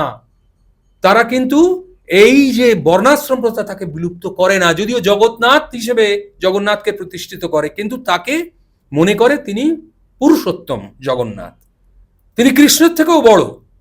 আর এই চৈতন্য যিনি বেশাশ্রয় করেছেন, বললাম কার্য কারণে আমরা ছোটবেলায় বলতাম, ওই যে পাড়ায় দেখ এই ভিক্ষুকের ছদ্মবেশে, এটা কিন্তু সিআইডি। ঠিক সেই রকম ওই ছদ্মবেশে তিনি সন্ন্যাস নিলেন কেন না, তার ভেতরে এইটুকু সত্য ছিল যে আমি যদি সন্ন্যাস না নিই কেউ আমার কথা শুনবে না, আমাকে এই ছদ্মাবরণটি গ্রহণ করতে হবে। যেমন যাত্রাপালায় রামের বেশটি ধারণ করতে হবে, রাবণের বেশটি ধারণ করতে হবে, তবেই ভুক্তিবাদ ভট্টলোল্লোর যেটা বলছেন যে ওকে দেখে মনে হয় হ্যাঁ সত্যি তো রাম, ও তো রাবণ নয়। তো এই যে ভুক্তিবাদ, যে দেখেছি হ্যাঁ রামচন্দ্র এমন, ওই নবদুর্বাদ হল শ্যামকান্তি রামচন্দ্র, তিনি যতই অনাচারী হন, তিনি শম্ভুকে বধ করেছিলেন শূদ্র হয়ে তপস্যা করার অপরাধে, এবং সব থেকে বড় অপরাধ করেছিলেন যে তিনি সীতামাকে প্রকাশ্যে তার সতীত্বের পরীক্ষা দিতে বলেছিলেন জনমনোরঞ্জনের জন্য। তো কাজেই এগুলি যদি স্পষ্টাক্ষরে বলা হয়, আজকে যারা মৌলবাদী তথাকথিত তারা বলবেন এ কি, রামচন্দ্র পরম পুরুষ, আমাদের ভগবান, কিন্তু তিনি মনুষ্যরূপী ভগবান ছিলেন, তার মধ্যে অনেক উদারতা ছিল, কিন্তু এই নিকৃষ্টতা থেকে উঠতে পারেননি। বলা ভালো যে কবিরা তাকে উঠতে দেননি, মহাকবি বাল্মীকি তাকে যেভাবে নির্মাণ করেছেন তাকে কে বিনির্মাণ করবেন? তার দোষগুলিকে পরবর্তীকালে কৃত্তিবাস বা অন্যান্য তুলসীদাস, যারা মহাকবি, কৃত্তিবাস ওঝা, তারা কিন্তু এইভাবে আচ্ছাদিত করে রেখেছেন, বলেছেন না তিনি প্রজারঞ্জনের জন্য সীতামাকেও পর্যন্ত অগ্নি পরীক্ষায় বৃত করেছিলেন। এর থেকে লজ্জা, জাতীয় লজ্জা আর কিছু হতে পারে না। তো কাজেই তিনি মানুষ ছিলেন, মানুষই ভুল করে, মানুষই দোষ করে, এবং পরবর্তীকালে তাকেও আত্মাহুতি দিতে হয়েছিল। লক্ষণ বর্জনের পর তিনি সরজু নদীর জলে ঝাঁপ দিয়ে আত্মহত্যা করতে বাধ্য হয়েছিলেন তার পাপস্খলনের জন্য। যেমন ঠিক শ্রীকৃষ্ণ তাকেও ওই নিরস্ত্র অবস্থায় গান্ধারীর অভিশাপ সফল করার জন্য তিনি ভাসপক্ষী ভ্রমে জরা ব্যাধ তাকে হত্যা করেছিল।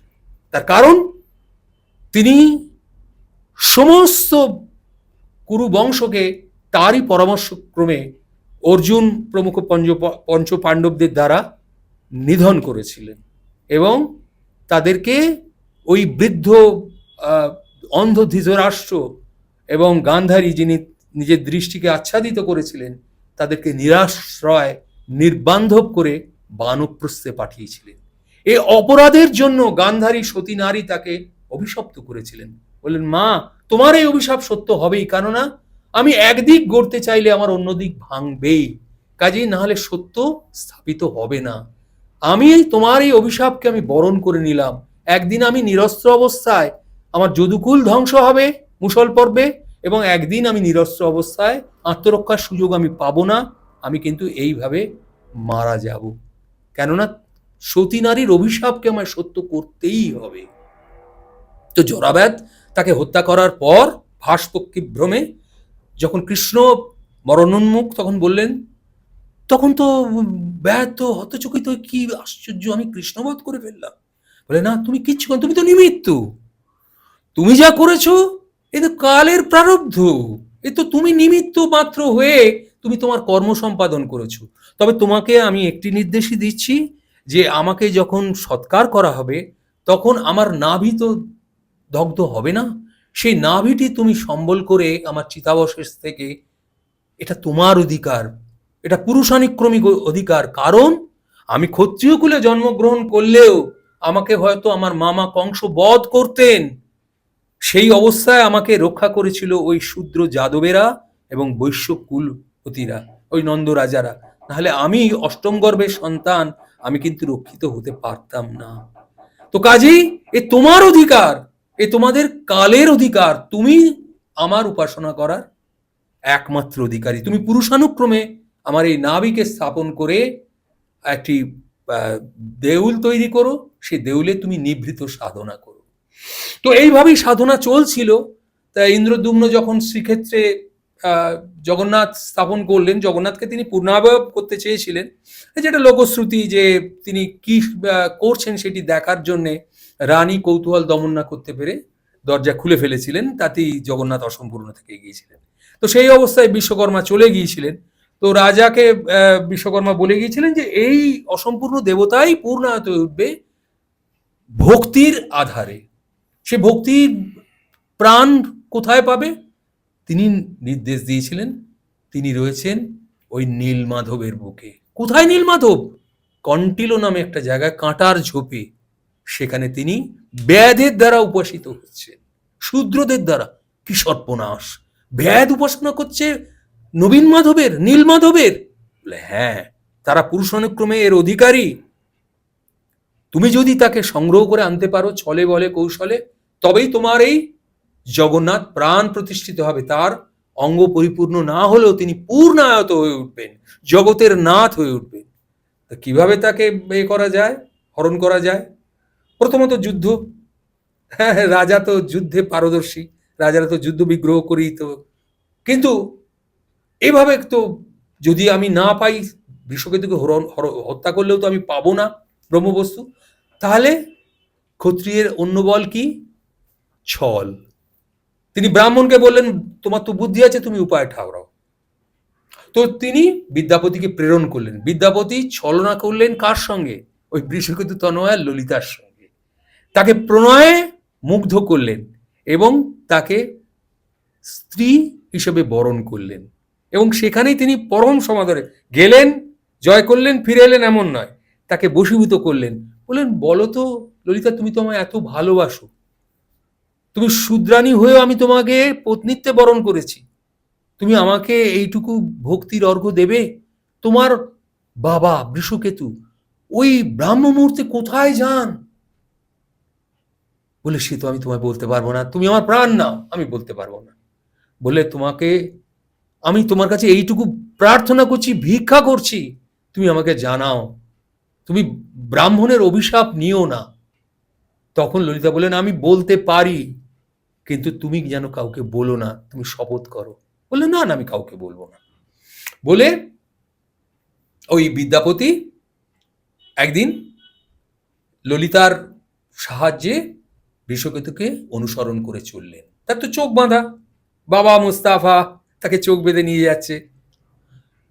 তো বিদ্যাপতি তো অত্যন্ত ধুরন্ধর, তিনি করেছিলেন কোঁচড়ে, চোখ তার বাঁধা, কোঁচড়ে কিছু সর্ষে নিয়েছিলেন, এবং তিনি সেই বনপথ দিয়ে যাওয়ার সময় সর্ষেগুলি ছড়াতে ছড়াতে ছড়াতে ছড়াতে গেছে, এবং গিয়ে তিনি দেখলেন যে ওইখানে ব্রহ্মবস্তুর উপাসনা করছেন একটা আরণ্যক মন্দির, সেখানে উপাসনা করছেন, আরণ্যক দেউল, অন্তরের আকুতি দিয়ে। সেখানে কোনো বেদমন্ত্র নেই, সেখানে কোনো রকম শাস্ত্র চর্চা নেই, শুধু অন্তরের আকুতি। দেবী প্রসিদ্ধ প্রসিদ্ধ বলে যেমন রামপ্রসাদ দেবী বন্দনা করতেন, ঠিক এইভাবেই শ্রীকৃষ্ণকে বন্দনা করছেন। হে প্রভু, তোমার এই অবদান যেন যুগ যুগ সঞ্চিত হয়, যুগ যুগ সিঞ্চিত হয়, যে তুমি ব্যাধেদেরও উপাস্য, এইটুকু আমার প্রাপ্তি তুমি দিও। আমাদের সকলে খুব ঘৃণা করে, অসুচি অপবিত্র বলে। তো এই অপবাদ থেকে আমরা হয়তো মুক্ত হব না। আমরা আরণ্যক জীব, বনের পশু পক্ষীর সঙ্গে আমরা থাকি, তাদের সঙ্গে আমার নিত্য আমাদের বন্ধুত্ব, তাদের কাছেই যেন আমরা ভালোবাসাটুকু পাই। ওই যেমন কথায় কথায় বলে, আপনার থেকে পর ভালো, পরের থেকে জঙ্গল ভালো। তাই বনচর যারা মহামানব বলবো, তারা কিন্তু কখনো এই কৃত্রিম সমাজ ব্যবস্থার সঙ্গে মেলাতে পারেননি। সেই জন্য তারা অরণ্যে পশু পক্ষীদের আপন করে নিয়েছিলেন। তো এই সূত্রে আমি বলি যে, না হলে ব্যাপারটা ঠিক বোধগম্য হবে না, যে ওই বিদ্যাপতি তো চুরি করে আনতে পারবেন না, তার একার পক্ষে সম্ভব নয়। বৃষকেতুর সঙ্গে বলে তিনি পারবেন না। তিনি ওই সর্ষে ছড়িয়ে গিয়েছিলেন, রাজাকে সন্ধান দিলেন যে আমি কিন্তু সন্ধান পেয়েছি, কিন্তু কোথায় আমি তা বলতে পারছি না। তবে তখন ইন্দ্রদুম্ন বললেন যে তাহলে তুমি কি করতে গিয়েছিলে? বলে আমি একটা উপায় বলছি আপনাকে। আমি সর্ষে ছড়িয়ে এসেছি, মাঝে একটা বর্ষা গেছে, আপনি দেখবেন সেই সর্ষেগুলো অঙ্কুরোদ্গম হয়েছে, সেই পথ ধরে আপনি যাবেন, গিয়ে আপনি সেই ব্রহ্মবস্তুর সন্ধান পাবেন। রাজা তাই করলেন। রাজা গিয়ে সৈন্য সামন্ত নিয়ে হাজির হয়ে গেলেন বৃষকেতুর ওই উপাসনালয়ে। বৃষকেতু হতচকিত। তার কাছে আরণ্যক মানুষ হলেও সে বুঝেছে, তিনি বুঝেছেন যে আজ আমি মহা বিপদাপন্ন। আমি খাল কেটে কুমির ঘরে ঢুকিয়েছিলাম, এই কুমির এসে আমার ব্রহ্মবস্তু হরণ করতে এসছে। কিন্তু তিনি বিনা যুদ্ধে নাহি দিব সূচ্যগ্র মেদিনী, তিনি ব্রহ্মবস্তু প্রাণ থাকতে দেবেন না। অতএব তার সঙ্গে 148 জন সৈনিক, বৃষকেতুর রক্ষক, তিনি আরণ্যক প্রভু ছিলেন, তার রক্ষী 148 জন, এবং বৃষকেতুকে বধ করে ওই ব্রহ্মবস্তু এনে জগন্নাথ ক্ষেত্রে স্থাপন করা হয়েছে। আজকে জগন্নাথ ক্ষেত্রের বিশাল রমরম, তাদের প্রচার প্রসারে জগন্নাথ সমস্ত পৃথিবীকে আলোকিত করছেন। আমার একজন নমস্য বয়োকনিষ্ঠ অধ্যাপক ডক্টর মকবুল ইসলাম, তিনি কলকাতা বিশ্ববিদ্যালয়ের অধ্যাপক, তিনি জগন্নাথ বিশেষজ্ঞ।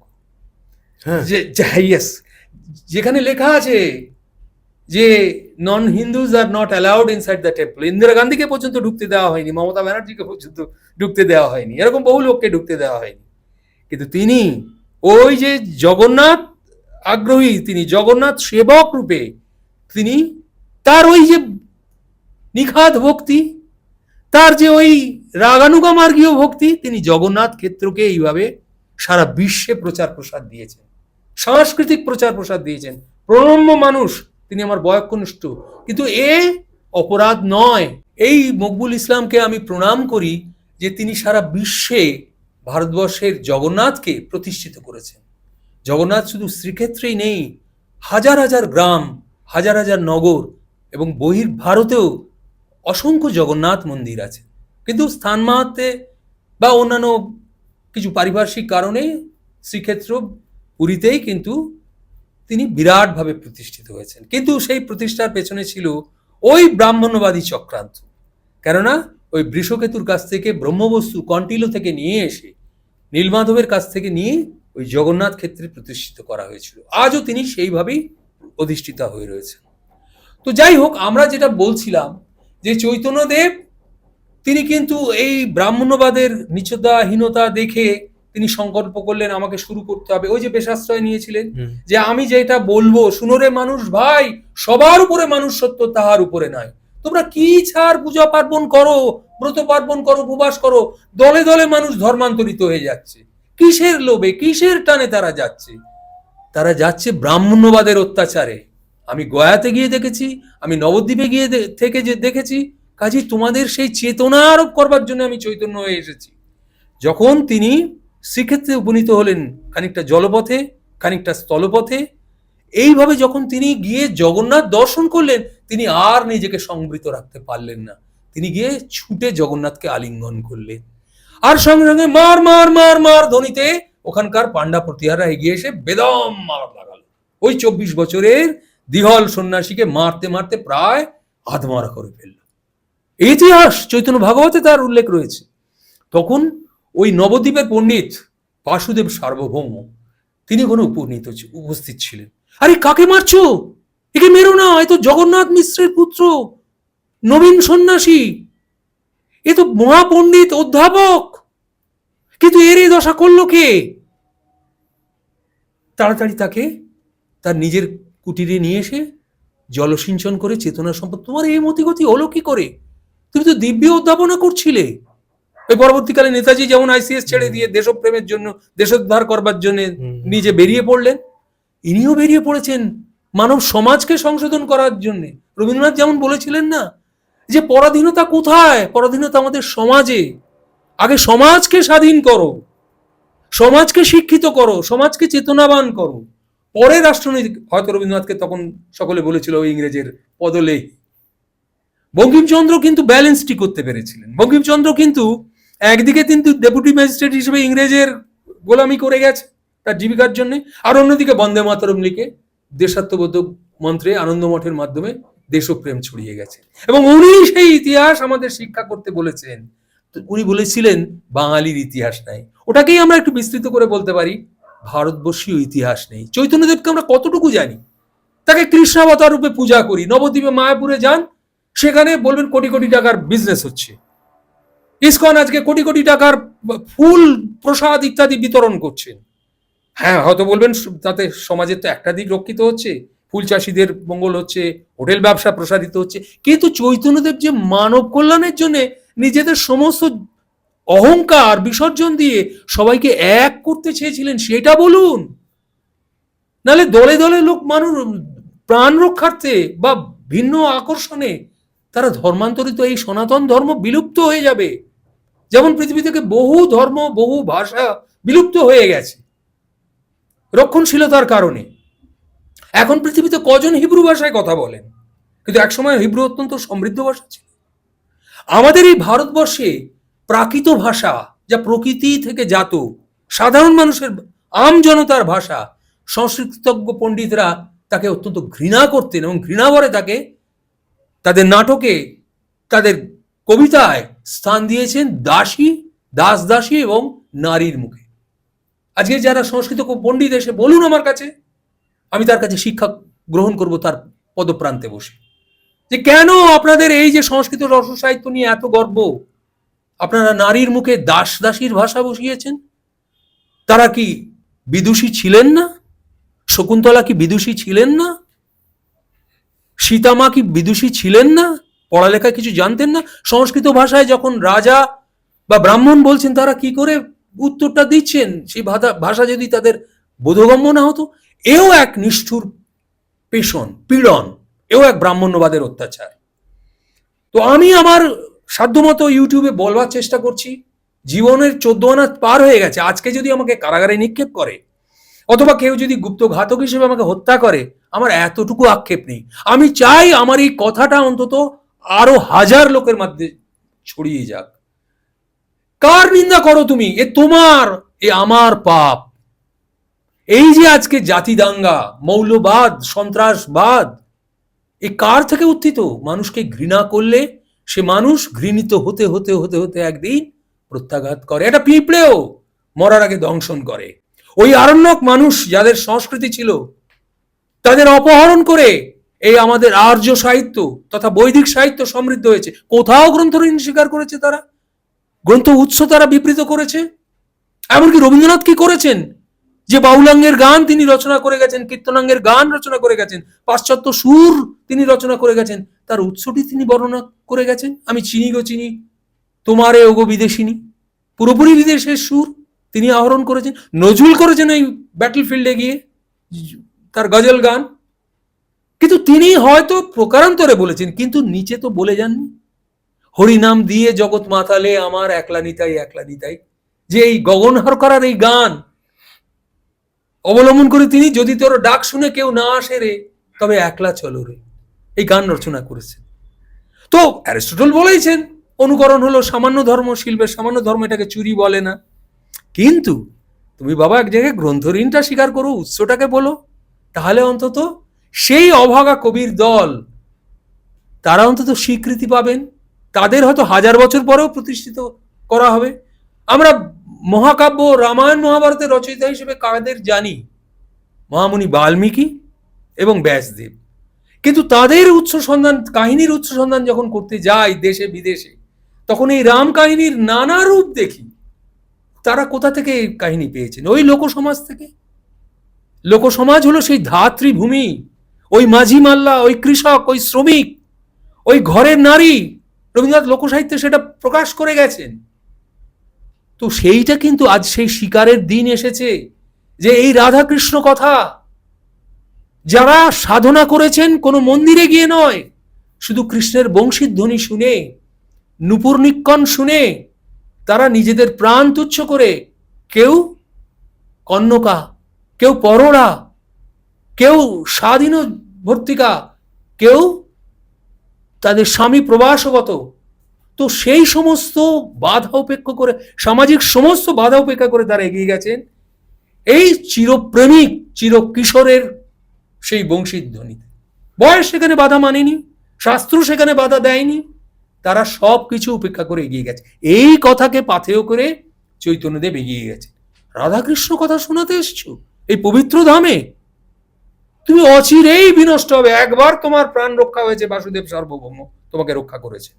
এখানে এসে তুমি রাধাকৃষ্ণের অসুচি প্রেম কথা শুনিয়ে সমাজ সংঘবদ্ধতা তৈরি করছো।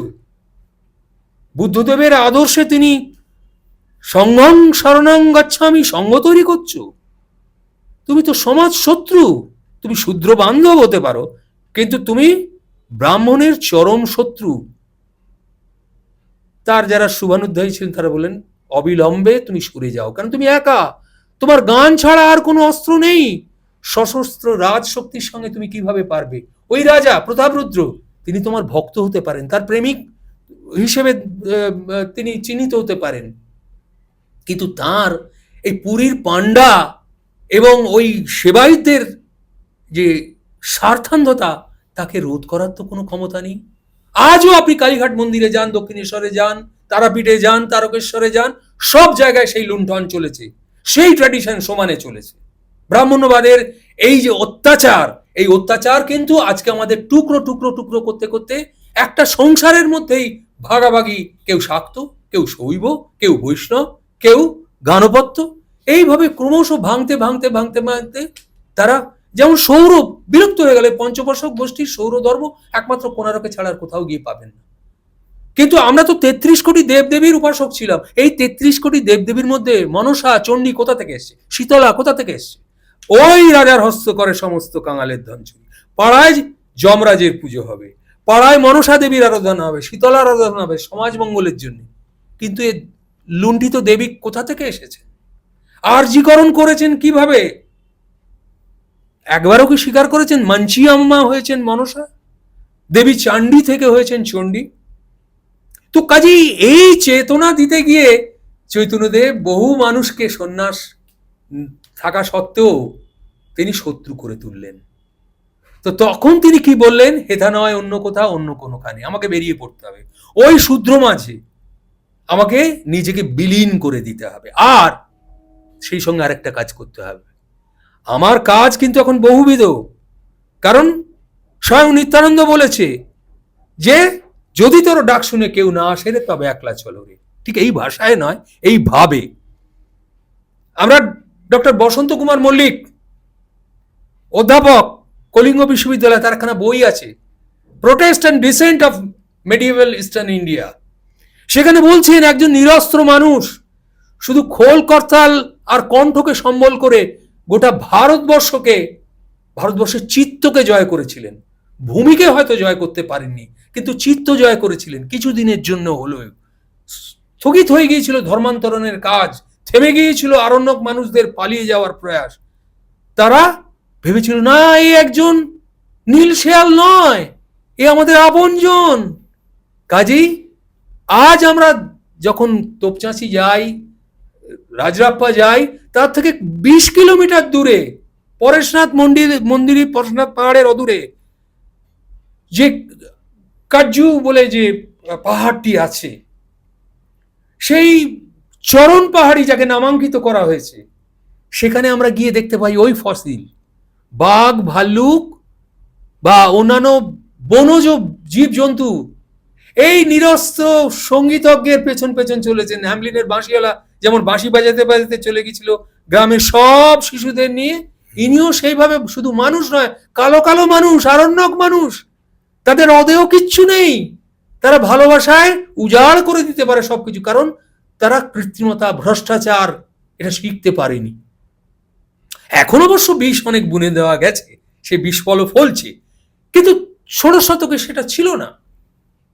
তো চৈতন্যদেব ওই দ্বিতীয় যে কাজটি সেটি করতে গেলেন কি না, রাধাকে কুলীন করতে হবে, গোপনারী থেকে লক্ষ্মী স্বরূপিণী তাকে করে তুলতে হবে। সেজন্য কোথায়? ওই বৃন্দাবনে চলো মন, চলো বৃন্দাবন। তখন বৃন্দাবন যাওয়া যে সে কথা ছিল না। তো এই যে চৈতন্য চরিতামৃত গ্রন্থে কৃষ্ণদাস কবিরাজ বলছেন যে 12 বৎসর তিনি কৃষ্ণপ্রেমে বিভোর হয়ে দিব্যোন্মাদ অবস্থায় কাটিয়েছেন। এত বড় ভ্রান্ত কথা এও 500 বছর ধরে চলছে, চলতো। আরেকজন শহীদের কথা না বললে আমাদের এই আলোচনা পরিপূর্ণ হবে না। তিনি নিজের জীবন দিয়ে একটি গ্রন্থ আবিষ্কার করেছেন এবং প্রকাশ করেছেন, কিন্তু আজ তিনি নেই। আমি তার কথা ছোট্ট করে বলি আপনাদের অনুমতি ক্রমে। নিশ্চয়ই। তিনি একজন সিবিআই অফিসার। আপনার শুনেই মনে হবে আরে বাপরে বাপ, আধা সামরিক বাহিনী, পুলিশ বাহিনী, প্রশাসন বাহিনী, তিনি এই চৈতন্য কথার একটা দিগদর্শন দিচ্ছেন কিভাবে। উনি রেড করতে যাচ্ছেন, এমার্জেন্সি পিরিয়ড, রেড করছেন। লোকের বাড়িতে অনেক সময় বোমা বন্দুক লুকোনো থাকে, ঠাকুর ঘরে। আমরা ঘরে বাইরে উপন্যাসে দেখেছি যে বইয়ের পাতা কেটে তার মধ্যে রিভলভার পাচার করা হতো অমূল্যকে দিয়ে। তো ঠিক সেই রকম ইনি রেড করে কিছু পুঁথি নিয়ে এসেছিলেন, তার কার্যকারণ যোগেই নিয়েছিলেন। এনে দেখছেন আরে এ তো একটা অসাধারণ গ্রন্থ, মাধব পট্টনায়ক বিরচিত চৈতন্য বিলাস গ্রন্থ আর বৈষ্ণব লীলামৃত গ্রন্থ।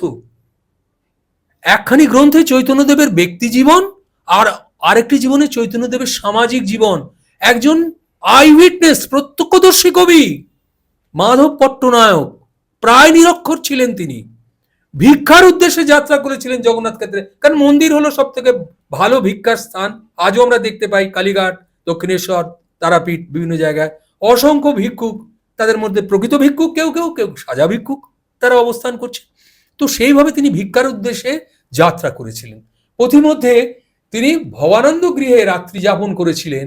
আর এই ভবানন্দ পট্টনায়কের পুত্রই হলেন রায় রামানন্দ, যিনি তখন ওই উড়িষ্যা একেবারে গোদাবরী তীর পর্যন্ত প্রসারিত ছিল, তার আঞ্চলিক শাসক রায় রামানন্দের পিতা।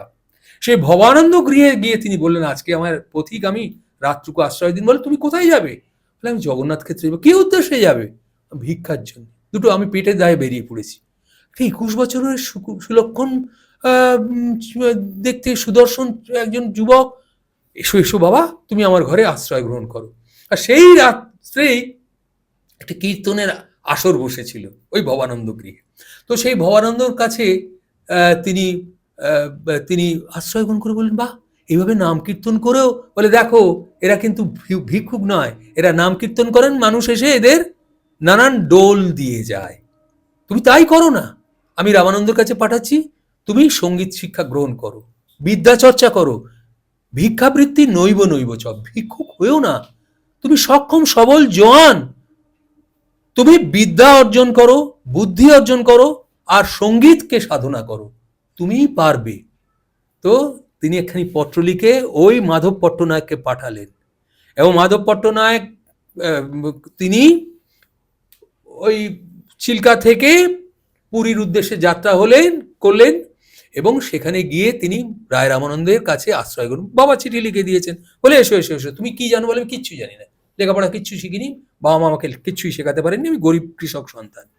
এইরকম আরেকজন কৃষক সন্তান ছিলেন তিনিও কিন্তু সারলা দাস নামে বিখ্যাত, তিনি মহাভারত রচনা স্যার আপনি করেছেন। ওটা বললেন না যে উনি উনি শহীদ কেন বললেন? শহীদ ওই একে তো ঘনশ্যাম রথকে, হ্যাঁ, হ্যাঁ সেটা সেটা তো বলবো, যে এই মাধব পট্টনায়ক ওখানে গিয়ে রায় রামানন্দের আশ্রয় গ্রহণ করলেন হুম, হুম। এবং পরবর্তীকালে উনি কিন্তু ওই দুখানি গ্রন্থ রচনা করেছিলেন, যেখানে মানে প্রকৃত চৈতন্য জীবনী বর্ণিত হয়েছে। সেই বইটা কি আছে এখন? বইটা আছে, আমি রামপুরহাট কলেজকে দিয়ে এসেছি এবং বইটা কেউ প্রকাশ করতে চান না। জয়দেব মুখোপাধ্যায় সেই বইটির সন্ধান পেয়েছিলেন এবং তিনিও তো নৃশংসভাবে খুন হয়ে গেলেন আনন্দময়ী মায়ের আশ্রমে, অধ্যাপক ডক্টর জয়দেব মুখোপাধ্যায়। স্যার এর কারণটা কি? আমি কারণ তো মাঝখানে একটু এটাই, বলছি। কারণ এছাড়া আর কিচ্ছু নয়। আপনি আমার পাকা ধানে মই দিতে এসছেন, আমি মানুষের মাথায় মুগুর মেরে খাচ্ছি, মানুষকে বোকা বানাচ্ছি। এইখানে এই দক্ষিণা দাও তোমার মেয়ের বিয়ে হবে, এইখানে এই দক্ষিণা দাও তোমার ছেলের ভালো চাকরি হবে। কিচ্ছু হয় না, তাদের প্রয়াসে হয়। আর ভাগ্য, ভাগ্যং ফলতি সর্বত্র। ভাগ্যে না থাকলে আপনি যত বড় ইঞ্জিনিয়ারই হন, যত বড় ডাক্তারই হন, আপনি প্রসার পাবেন না। ভাগ্যকে মানতেই হবে, না হলে চৈতন্যদেব এত বড় দিগদর্শক পুরুষ, তার এইভাবে নৃশংস মৃত্যু হয়। তিনি নিজেকে রক্ষা করার কিন্তু আমরা আমরা আমরা কিছুদিন আগে একটা ফিল্মও বেরিয়েছিল, লও গৌরাঙ্গের নাম রে বলে হ্যাঁ। একজন সৃজিত মুখার্জি ওখানে ডাইরেক্টর ছিলেন। ওখানে দেখানো হচ্ছে ৩টে ভাগে ভাগ করা হয়। একটা দেখা যায় যে গিরিশ ঘোষের যে একটা নাটক হয়েছিল, ওখানে ওনাকে দেখানো হয় যে উনি জগন্নাথ চৈতন্য লীলা, চৈতন্য লীলার ওখানে দেখানো হয়েছে যে হ্যাঁ, নাটকটাতে সিনেমাতে উনি মিলিয়ে গেছিলেন। হ্যাঁ, এ একেবারে মানে অবিশ্বাস্য। এ কখনো হয়? দারু ব্রহ্মে লীন হওয়া কিংবা ওই মহাসমুদ্রে বিলীন হয়ে যাওয়া, এইগুলোর হ্যাঁ, মধ্যে ওটাও মানুষ, দেখিয়েছে হ্যাঁ, মহাসমুদ্রে বিলীন হয়ে যায়। এইগুলো আসলে কিছুই নয় আর ওই মানুষকে। স্বর্গপথটা কিন্তু এখনো খালি, মানে আমি যে পুরীতে গেছিলাম। কিন্তু ওটা ওটা মানুষের ভ্রান্ত বিশ্বাস, তাকে নৃশংসভাবে খুন হতে হয়েছিল। তা নইলে তার কঙ্কালখানা কি করে পাওয়া গেল? কঙ্কাল কোথায় পাওয়া গেল? কঙ্কাল পাওয়া গেল এএসআই যখন ওই মন্দির, ASI archaeological survey of India, Yes. তারা মন্দিরকে সংরক্ষণ করছিলেন এবং সেই মন্দির সংরক্ষণ করতে করতে দুখানা কঙ্কাল আবিষ্কৃত হলো। কোথায় এটা? ওই পুরীর জগন্নাথ মন্দিরেই দেয়ালের গায়ে কঙ্কাল আবিষ্কৃত হলো এবং অনেকে প্রশ্ন তুলছেন 500 বছর আগের কঙ্কাল কি করে অবিকৃত থাকে? অবশ্যই থাকে, ঠিক যেভাবে রাখা হয়েছিল ওভাবে অবিকৃত থাকারই কথা। একটা ক্যাপসুলের মধ্যে রাখা হয়েছিল এবং ক্যাপসুলের মধ্যে কোনো রকম বায়ু, আপনি জানবেন যে কোনো জিনিস ক্ষয়প্রাপ্ত হয় বাতাসের সংস্পর্শে এলে। অবশ্যই। বাতাস যদি সংস্পর্শ না দেয় তাহলে সেটা অবিকৃত অবস্থায় স্যার, থেকে যায়। বাতাসের থেকেও বড় কথা হচ্ছে অক্সিজেন। অক্সিজেন, ওই তো বাতাসে অক্সিজেন, নাইট্রোজেন ইত্যাদি থাকে। অক্সিজেনটা মেন নষ্ট হ্যাঁ, করার মূল কিন্তু তাকে মমি করে রাখা হয়নি, তাকে নৃশংসভাবে হত্যা করা হয়েছে। সেই লাশকে গায়েব করে দিয়ে রায় রামানন্দর পরামর্শক্রমে, আপনি আমার ইউটিউবে দেখবেন, এটা আমি স্পষ্টাক্ষরে বলেছি, যে প্রতাপরুদ্র ঘোষণা করতে বাধ্য হয়েছিলেন যে তাকে যখন গোবিন্দ বিদ্যাধর নামক, এটাও জয়দেব মুখোপাধ্যায়ের অবদান, আমি গুরুমুখী বিদ্যা, আমার নিজস্ব কিচ্ছু নেই, আমি ওখানে ঘুরে ঘুরে সেই তত্ত্ব আহরণ করেছি, আমার কলেজকে ইউজিসি আমায় পাঠিয়েছিল, আমি সেগুলো সব জমা করে দিয়েছি, কিন্তু কেউ সব তা পড়ে না। আমি ওই ঘনশ্যাম রথের সন্ধানে সম্বলপুরে গিয়েছিলাম, কারণ ইউজিসি আমায় ফান্ড দিয়েছিল। আমি গিয়ে তার সন্ধান করলাম, বলে যে আর বলবেন না, তার ছেলে ছিলেন, বলে যে বাবা কিন্তু নৃশংসভাবে খুন হয়ে গেলেন। কেন? বলে এই যে বইখানা তিনি প্রকাশ করেছিলেন। ব্যাপারটা হলো এমার্জেন্সি পিরিয়ডে এটা বিশ্বপদ পণ্ডা, ডক্টর বিশ্বপদ পণ্ডা তার চৈতন্য অন্তর্ধান রহস্য গ্রন্থের সবিস্তার লিখেছেন, দেশ থেকে সেটা প্রকাশিত হয়েছে। আমি সেই বাড়িতে যাই, ওই ব্রুক সিলসে প্রদীপ রথের সঙ্গে দেখা করি, উনি আমাদের খুব যত্ন করেন। তো দুর্ভাগ্যের বিষয়, আমার তো যা ছিল আমি সব ইউজিসিকে দিয়ে দিয়েছি, আমার কলেজকে দিয়ে দিয়েছি। আপনি বলবেন যে প্রমাণ কি, আপনি যে মিথ্যে কথা বলছেন না, প্রমাণ ইউজিসির কাছে আছে। আমি ইউজিসি রিসার্চ প্রজেক্ট এই হিসেবে 3বার প্রজেক্ট অ্যাওয়ার্ডি এবং পরবর্তীকালে আমি মেজর রিসার্চ প্রজেক্টের জন্য সিলেক্টেড হই, কিন্তু তখন আমার চাকরি শেষ হয়ে গেল 2016 সালে, ফলে আমি এটা ডিসকন্টিনিউ করি, কারণ কলেজ আমাকে অ্যালাউ করেনি, কারণ কলেজ এটা চায়নি যে সকলে সত্যটা জানুক। স্যার আপনার মনে হয় না স্যার এটা যদি জেনে যায়? হ্যাঁ, তাহলে মহাবিপদ। আপনি জানি না এটা সেন্সার করবে কিনা আপনি প্রকাশ করার পর ইউটিউব কর্তৃপক্ষ, কেননা এই যে সত্য, এ কিন্তু অবাঞ্ছিত সত্য, এ ঢাকা আছে বিভিন্ন অপসত্যের মোড়কে। স্যার আমি কিন্তু জগন্নাথ মন্দিরে ঢুকেছি। হ্যাঁ, ঢুকেছেন? ঢুকবেন না কেন? আপনি তো হিন্দু, ঢুকবেন না কেন? হ্যাঁ, মানে স্যার আমি সেটা বলছি না, কিন্তু আমাকে বলতে পারবেন আপনি কোন দেওয়ালটা ওরা পাওয়া গেছিল? না, ব্যাপার হচ্ছে, বলি শুনুন, এটা নিয়েও একটা কন্ট্রোভার্সি আছে, কারণ যারা পেয়েছেন তারাও বলবেন না, কারণ এটা অ্যাডমিনিস্ট্রেশনের তরফ থেকে এটাকে গভীরভাবে সেন্সার করা হয়েছে। নাহলে এখন ডিএনএ টেস্ট করে চৈতন্যদেবের কোনো বংশোদ্ভূত যারা ছিলেন বার করে ফেলাটা অসম্ভব কিছু নয়। তাকে খুন করার তো কোনো বাহ্য, দেখুন আমাদের লতে বলে ডাইরেক্ট এভিডেন্স। আমি একজনকে ছুরি মারলাম, রক্তাক্ত ছুরি আমার হাতে, রক্ত আমার হাতে লেগে আছে, আমি দৌড়ে পালিয়ে যাচ্ছি, আমাকে একজন ধরলেন, এটা হলো ডাইরেক্ট এভিডেন্স। আর ইনডাইরেক্ট এভিডেন্স কি? একটা ডেড বডি পড়ে আছে, হ্যাঁ, আর আমি এখান থেকে ওই ঢাকুরিয়াতে গিয়ে একটা পুকুরে সেই ছুরিটা ধুচ্ছি, এবং আমার সেই রক্তাক্ত জামা কাপড় কেচে ফ্রেশ জামা কাপড় কিট ব্যাগে থেকে বার করে আমি পরে ট্রেনে উঠে ডায়মন্ড হারবার কিংবা অন্যত্র কোথাও চলে যাচ্ছি।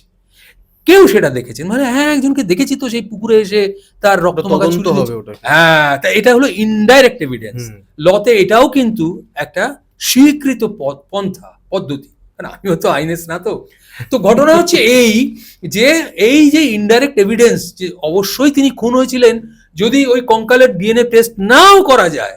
জয়দেব মুখোপাধ্যায়ের বন্ধু ছিলেন নবদ্বীপ বার্তা প্রকাশ করতেন যিনি, নবদ্বীপ বার্তা, তিনি জয়দেব মুখোপাধ্যায়ের বন্ধু লোক ছিলেন। আমি তার সঙ্গে সাক্ষাৎ করেছিলাম, তখন জয়দেব মুখোপাধ্যায় খুন হয়ে গেছেন 95 সালে। তো আপনার সাথে তার আলাপ হয়েছে? না, ওই যিনি নবদ্বীপ বার্তার প্রকাশক ছিলেন, হ্যাঁ, নামটা এই মুহূর্তে আমার স্মরণ হচ্ছে না, তিনি বললেন আমি জয়দেব মুখোপাধ্যায়ের সঙ্গে সাক্ষাৎ করেছি। কি খুন কে করেছিলেন? খুন করেছিলেন ভৈ রাজবংশের প্রতিষ্ঠাতা গোবিন্দ বিদ্যাধর। হি ওয়াজ দ্য অ্যাকাউন্টেন্ট। মাদলা পঞ্জি লেখা হয়, কত দান পড়লো, কত দক্ষিণা পড়লো, তার অ্যাকাউন্টেন্ট এই হলেন গোবিন্দ বিদ্যাধর। কাকে দিয়ে মেরেছিলেন দীনবন্ধু প্রতিহার। দীনবন্ধু প্রতিহার নামক একজন সিকিউরিটি গার্ড, যেমন যশবন্ত আমাদের ইন্দিরা গান্ধীকে হত্যা করেছিলেন, হ্যাঁ, যে সেরকম সতবন্ত সিং, যশবন্ত সিং এরা ওই খালসা মন্দিরের যারা সমর্থক ছিলেন, কারণ ভিন্দ্রানওয়ালার হত্যার প্রতিশোধ নেওয়ার জন্য। ঠিক এইভাবেই চৈতন্যদেবকে হত্যা করা হয়েছিল। কেন না, সবাই তো চৈতন্য অনুগমন করছেন, রাজা তো নিজেই রাজকার্যে রাজার মনোনিবেশ নেন।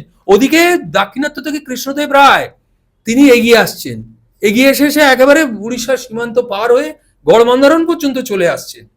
তখন বললেন যে আরে আমার তো দেশ ডুবে যাবে প্রেমের ভাষণে, প্রেমের জোয়ারে, প্রেমেরও জোয়ারে হবে না, আমার ব্যবসা হবে না, রাষ্ট্রও চলে যাবে আমার। তখন তো রাজ্য নয়, রাষ্ট্র, অভিন্ন ভারতবর্ষের চিন্তা তো হয়নি।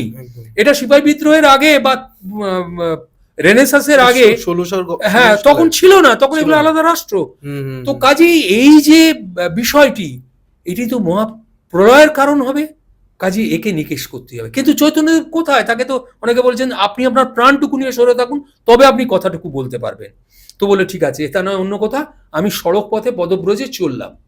ওই তিনি ময়ূরভঞ্জ পার হয়ে, কেওনঝাড় পার হয়ে, বাংলার ওই মানভূম সিংভূম জেলা পার হয়ে তিনি ঝাড়খণ্ডে প্রবিষ্ট হলেন। এর ঐতিহাসিক বিবরণ আছে, এর পাথুরে প্রমাণ আছে। কৃষ্ণদাস কবিরাজের কাব্যে আছে যে তিনি ঝাড়খণ্ডের পথে রাজরাপ্পা, ওই ধানবাদ থেকে কিছু দূরে রাজরাপ্পা মন্দির আছে, সেখানে ইস্কন একটা মন্দিরও স্থাপন করেছে, এবং সেখানে কিছু ফসিল পাওয়া গেছে।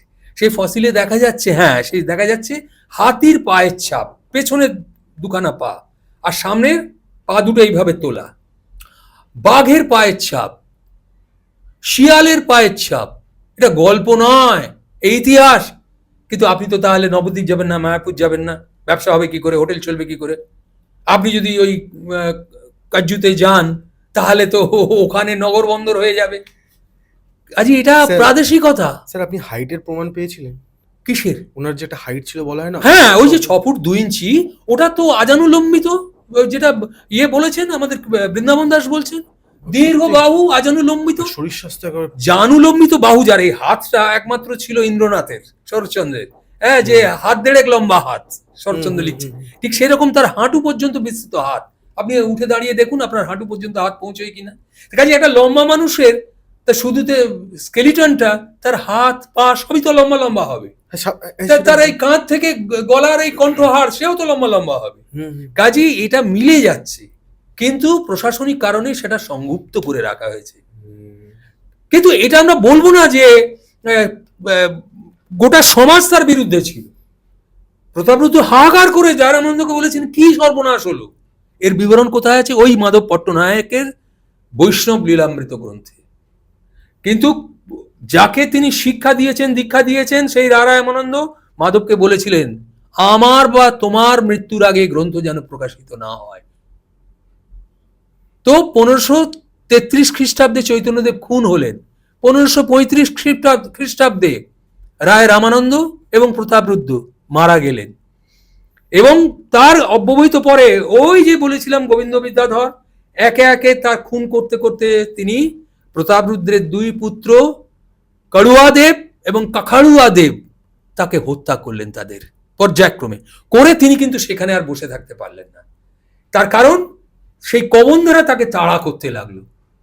স্বাভাবিক, তার মনের মধ্যে একটা ক্রাইম, একটা ক্রিমিনাল, তার ভীতি, অপরাধ বোধ, যে তিনি নিরস্ত্র সন্ন্যাসীকে হত্যা করেছেন, রাজাকে প্রকারান্তরে হত্যা করেছেন মানসিক যন্ত্রণা দিয়ে, এবং তার পুত্রদেরকে তো হত্যা করেইছেন। তো তিনি ক্ষুরদায় এসে রাজ্য স্থাপন করেছিলেন, কিন্তু সেখানেও বেশি দিন তিনি রাজ্যপাট চালাতে পারেননি, সেই স্বতন্ত্র ইতিহাস। আমরা যেটা বলছিলাম ওখানে আবার প্রত্যাগমন একটা করি। জিনিস ভেবে দেখুন, ওনার বিবেক যন্ত্রণায় উনি মারা গেলেন। হ্যাঁ, ওনাকে কিন্তু ওই মারতে কষ্টটা হলো কিন্তু- না, মানে ওই কষ্টটা কিন্তু অন্য কষ্ট। হ্যাঁ, বরং এটাও বলবো যে চৈতন্যদেব হয়তো এই শহীদ বা মৃত্যুঞ্জয়ী হয়ে উঠতেই পারতেন না, তিনি একজন হয়তো ধর্মগুরু হতেন, ধর্মগুরু হতেন, হ্যাঁ হ্যাঁ হ্যাঁ, কিন্তু তিনি তো ধর্মগুরু হতে চাননি। জাননি, তিনি বলেছেন এই প্রাণ দিয়ে আমি মৃত্যুঞ্জয়ী হব। আজকে যেমনি আমরা গান্ধীজিকে দেখি, যিনি হত্যা হয়েছিলেন বলেই গান্ধীজি, কারণ গান্ধীজি প্রচুর অপকর্ম করেছিলেন, ইংরেজের প্রচুর তিনি ইংরেজ সবাই সহায়তা জানে করেছেন, তাই না? সে বই রয়েছে, বই গান্ধীজির আছে। অপকর্ম রয়েছে, একে চক্রবর্তীর বই পড়ুন। তার জন্য ছাগ দুগ্ধ জোগাড় করতে কি, এবং তার যে ব্রহ্মচর্যের পরীক্ষা, এ তো অতি ভয়াবহ। না, উনিও শিক্ষিত, কিন্তু barrister উনি ছিলেন। ত্যাগ করেছিলেন ব্যারিস্টার, এইটা তার আমরা ইতিবাচক দিকটা দেখি না। যেমন অন্নদাশঙ্কর রায় বলছেন, আচ্ছা নেতাজি কি সত্যি সফল হতেন যদি তার বিমান দুর্ঘটনা, ধরে নিচ্ছি বিমান দুর্ঘটনায় তার মৃত্যু না হতো, তাহলে কি হিটলার, তোজো বা মুসোলিনি তাকে ভারতবর্ষের প্রধানমন্ত্রী বা রাষ্ট্রপতি রূপে বরণ করে নিত? ঠিক।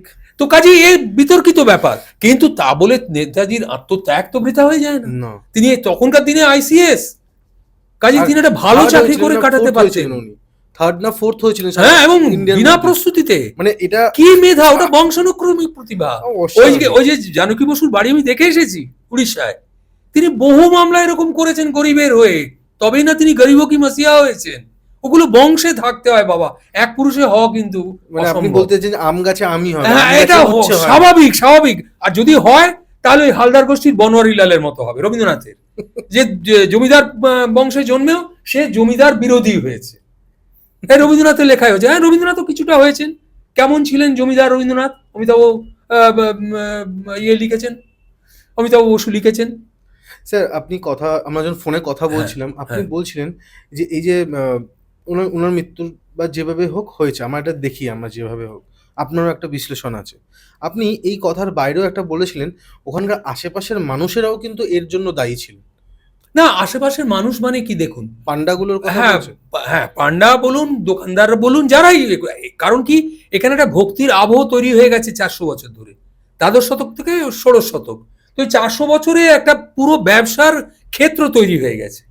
তো সেই ব্যবসায় পাকা ধানে মই দিতে এসছেন একজন বাঙালি ব্রাহ্মণ সন্ন্যাসী, যদিও তিনি উড়িষ্যায় দীর্ঘদিন কাটিয়ে গেছেন, যাজপুরে তার পূর্বপুরুষ এসে অশ্বমেধ যজ্ঞ করে গিয়েছেন, যতই হোক, কিন্তু তিনি ওই শূদ্র সাধারণকে আপলিফটমেন্ট, তাদের যে উন্নয়ন ঘটেছেন, নারী শক্তিকে জাগ্রত করছেন, এটা কিন্তু তাদের কাছে বিড়ম্বনার কারণ হলো। তো বিশেষ করে রাধাকৃষ্ণ কথা, অসুচি কথা, তাদের মধ্যে দিয়ে একটা মহান প্রেমগাথা রূপে, সঙ্গীত রূপে তিনি সমাজ বন্ধন করতে চাইছেন। এ তো হতে দেওয়া যায় না। তো যাই হোক, যেটা বলছিলাম যে তিনি ওই ঝাড়খণ্ডের পথ ধরে চললেন, যে কাজু পাহাড় পার হয়ে তিনি কিন্তু ওই সোজা গঙ্গা দর্শন করে বৃন্দাবনে পদব্রজে প্রয়াগ দর্শন করে একেবারে বৃন্দাবনে হাজির হলেন। সেখানে ষড় গোস্বামীরা, রূপ সনাতন, জীব, গোপাল ভট্ট, রঘুনাথ ভট্ট প্রমুখেরা আগে থেকে উপস্থিত ছিলেন। তাদের বললেন, বাবা তোমাদের একটা বড় কাজ দিচ্ছে, তোমরা এই মোড়কে একটা মোড়ক তৈরি করো, ললিত মাধব নাটক, পৃদগ্ধ মাধব নাটক বা উজ্জ্বল নির্মলী গ্রন্থ ইত্যাদি গ্রন্থ রচনা করে রাধা এবং কৃষ্ণকে জাতে তোলো। এই ভাষায় আমি বললাম, জাতে তোলো। কেন? এটা আবির সম্প্রদায়ের কলুষিত গীতি। এমনকি বড়ু চণ্ডীদাস, ওই যে জয়দেব বিদ্যাপতি চণ্ডীদাসের গীত, আশাদয় রামানন্দ স্বরূপ সহিত, কোন চণ্ডীদাস? সম্ভবত বড়ু চণ্ডীদাস। এই বড়ু চণ্ডীদাস কিন্তু তার কাহিনী সূত্র, কাহিনী উৎস বর্ণনা করেছেন ঝুমুর জাতীয় গান, যেটা এখনো পুরুলিয়া, মানভূম অঞ্চলে এই রাধাকৃষ্ণের যে লোকগাথা, পটুয়ারা সেই লোকগাথা গায়, তো কাজেই সেখান থেকে তার উপাদান উপকরণ সংগ্রহ করেছিলেন। আমি তো আগেই বলেছিলাম যে জয়দেব তিনি কোথা থেকে এই রাজসভায় রাজার লক্ষণ সেনকে এবং তার পুত্র কেশব সেনকে মনোরঞ্জন করবার জন্য এই রাধাকৃষ্ণ কাহিনী তৈরি করেছিলেন গীত গোবিন্দ কাব্যের মাধ্যমে। ইনি কিন্তু করেছিলেন ওই হালের গাহা সাত্তাশায়ী, অর্থাৎ গাথা সপ্তশতী, 700 শ্লোকের মধ্যে রাধাকৃষ্ণ করা, অসুচি অতএব প্রাকৃত, মানে সংস্কৃত অতএব কুলীন, ক্লাসিক। কিন্তু প্রাকৃত থেকে লুণ্ঠন করে যে সংস্কৃত সমৃদ্ধ হয়েছে, বড় বড় সংস্কৃতজ্ঞ পণ্ডিতরা পর্যন্ত তা বলেন না। ভাষার দরবারকে সংস্কৃত তারা সংকলন করছিল, পানিনি এসে করলেন কি, দেওয়াল তুলে দিলেন, বলেন না আমি অষ্টাধ্যায়ী রচনা করলাম আর ওই অসুচি ভাষা নেওয়া যাবে না। ফলে একটা দুস্তর ব্যবধান তৈরি হয়ে গেল। তো ব্যবধান কি শুধু সীমানা দিয়ে হয়? ব্যবধান অন্তরে অন্তরে হয়, নারী পুরুষে হয়, ব্রাহ্মণ ক্ষত্রিয়ে হয়। তো কাজে এই যে জিনিসটা বলা হলো কি না, ব্রাহ্মণ আবির্ভূত হয়েছেন ব্রহ্মার মস্তক থেকে, ক্ষত্রিয় আবির্ভূত হয়েছেন তার বাহুদ্বয় থেকে, আর বৈশ্য আবির্ভূত হয়েছেন তার জঠর থেকে, উদর থেকে, আর শূদ্র সেই পদোদ্বয় থেকে। কাজে গীতায় কি করলেন? অষ্টাদশ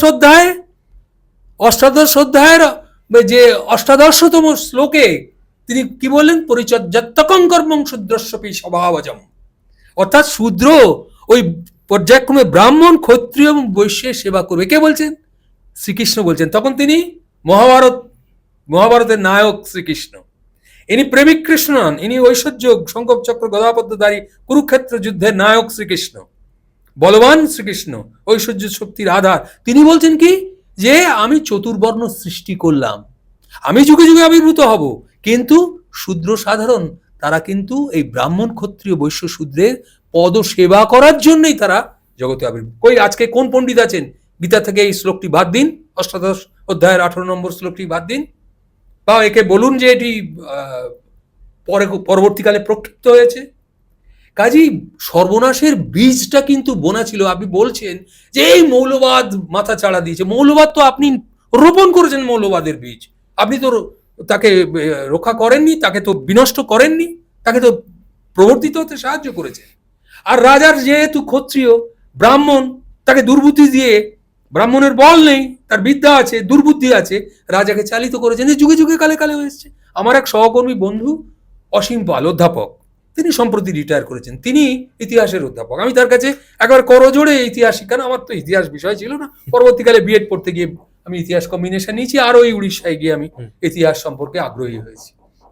এবং সত্যি কথা বলতে গিয়ে যে আমি উড়িষ্যায় ওই যে বললাম আমার বেশাশ্রয় ছিল কি, আমি ইউজিসি স্কলার, আমি ইউজিসি রিসার্চার, আমাকে তারা যত্ন করে, আমি কার নাম বলবো আর কার নাম বাদ দেবো, হ্যাঁ, শ্রী বৈষ্ণবচরণ, ডক্টর বৈষ্ণবচরণ শ্যামল, মানে এই যে তিনি বিশ্বভারতীর অধ্যাপক, হ্যাঁ, কিংবা ধরুন ডক্টর অলকা লাহিড়ী, হ্যাঁ, Chaitanya movement in eastern India, তিনি একখানা বই লিখে এখনো তার শালগ্রাম শিলা নিয়ে মানে এখন তিনি বিধবা নারী, তিনি ঈশ্বর সেবা করে একটি পালিত পুত্রকে বড় করছেন। তার স্বামী অধ্যাপক ছিলেন, দুজনেই অধ্যাপক।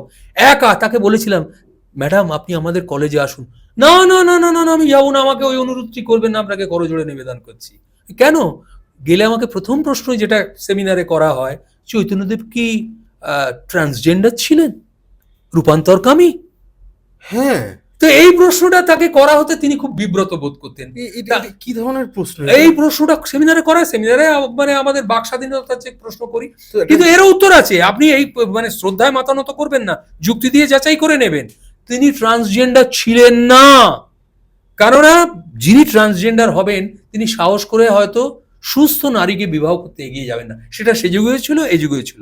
তিনি প্রেম করে ভালোবেসে লক্ষ্মীপ্রিয়াকে বিবাহ করেছিলেন। এক, পরবর্তীকালে তার সেই স্ত্রী, যেটা আহমদ শরীফ রাজশাহী বিশ্ববিদ্যালয়ের অধ্যাপক এসে প্রমাণ করতে চেষ্টা করেছেন, যে যখন চৈতন্যদেব মানে গৌরাঙ্গ আর কি, যখন পূর্ববঙ্গে গিয়েছিলেন বিদ্যা প্রদান করার জন্যে, তখন তো ব্রাহ্মণ বিদ্যা দান করতো এবং কিছু ডোল ঢৌকন নিয়ে ঘরে ফিরত। তো তখন নাকি লক্ষ্মীপ্রিয়া, আমার এই নিয়ে একটা নাটকও ছিল, গৌরপ্রিয়া লক্ষ্মীপ্রিয়া বলে, সেটা অভিনীত হয়েছিল ওই বীরচন্দ্রপুরে মহন্ত বাবার ওই ইয়েতে, যেখানে মন্দির আছে একচক্রা ধামে, সেই নিত্যানন্দ জন্মক্ষেত্র রামপুরহাট থেকে 15 কিলোমিটার দূরে। সকলে রামপুরহাট থেকে তারাপীঠ যায়, ফিরে আসে, কিন্তু নিত্যানন্দ জন্মস্থান দর্শন করতে যায় না। কিন্তু যেটা নরহরি সরকার বলেছিলেন যে গৌর না হইতো কেমনে জানিত, কেমনে ধরিত দে, রাধারও মহিমা প্রেমরস সীমা জগতে জানাতো কে। এই যে প্রেমরস, এই যে কলুষিত রস নয়, এই যে গোয়ালা গোয়ালিনীদের অসুচি অপবিত্র প্রেম নয়, একে পবিত্রতার শিখরে উন্নীত করেছিলেন। কারণ এই যে ত্যাগ, কত রকমের শাস্তি অগ্রাহ্য করে রাধিকা তার প্রেমাস্পদকে, শুধু রাধিকা নয়, সেখানে 16 সহস্র গোপিনী, তারা তাদের জান প্রাণ উৎসর্গ করে দিয়ে তারা দৌড়ে গেছেন। কেন না, সেই ধ্বনি শুনেছি, সেই পরমধ্বনি, হ্যাঁ, এখনো তারে চোখে দেখিনি, শুধু বাঁশি শুনেছি। কিশোর কুমারের সেই গান, তারে আমি চোখে দেখিনি, হ্যাঁ, শুধু অল্প অল্প। তার ওনার যে ওয়াইফ ছিলেন, হ্যাঁ, শ্রী চৈতন্য, দ্বিতীয় বিষ্ণুপ্রিয়া দেবীর মা তাকে ইয়ে করে দিয়েছিলেন, সম্বন্ধ করে বিবাহ দিয়েছিলেন। কিন্তু তিনি বিষ্ণুপ্রিয়াকে বলেছিলেন যে তুমি কি অভিলাষ করছো, আমাকে যেতে হবে, এই একটা ব্যাপার। কিন্তু আমাদের দেখানো হয়েছে তিনি মারা যাওয়ার পর তিনি চেঞ্জেস আছে। না না না, সেটা লক্ষ্মীপ্রিয়া। বিষ্ণুপ্রিয়া মারা যাননি। লক্ষ্মীপ্রিয়া কই যে বলা হলো সর্পদংশনে মারা গিয়েছিলেন, কিন্তু সর্পদংশনে তিনি মারা যাননি, যেটা আহমদ শরীফ সেই বিশ্ববিদ্যালয়ের অধ্যাপক। এগুলো বললে খুব টাচি ব্যাপার তো, যে তিনি পণ দিতে পারেননি। সনাতন গোস্বামীর কন্যা তিনি বিনা পণে ভালোবেসে, লাভ ম্যারেজ, তাহলে তিনি যে প্রথম শহীদ শুধু নন, তিনি প্রথম লাভ ম্যারেজ করেছেন ব্রাহ্মণ সন্তান হিসেবে। মানে লভার যাকে বলা হয়, হ্যাঁ, মানে এত বড় বিদ্রোহী, কার্ল মার্কস তাকে পূজা করছেন, স্মরণ করছেন। কই, আমি তো একটা এপিসোড করেছি যে হায় বুদ্ধি বিভ্রম বামপন্থী বুদ্ধিজীবীগণ, আপনারা কার্ল মার্কসের স্মরণ করেন, মাও জেদুংয়ের স্মরণ করেন, চে গুয়েভারার স্মরণ করেন, কই চৈতন্যদেবকে তো স্মরণ করেন না, যাকে প্রথম শহীদ বলে বলা হয়, যিনি প্রথম সাম্যবাদী আন্দোলন ভারতবর্ষে করেছিলেন নিরস্ত্র অবস্থায়, যেটা উড়িষ্যা স্বীকার করছে, আপনারা তো স্বীকার করেন না। আপনারা শুধু লড়াই করেন রসগোল্লা কোথায় আবিষ্কৃত হয়েছিল, যার জন্য সুপ্রিম কোর্টে যান।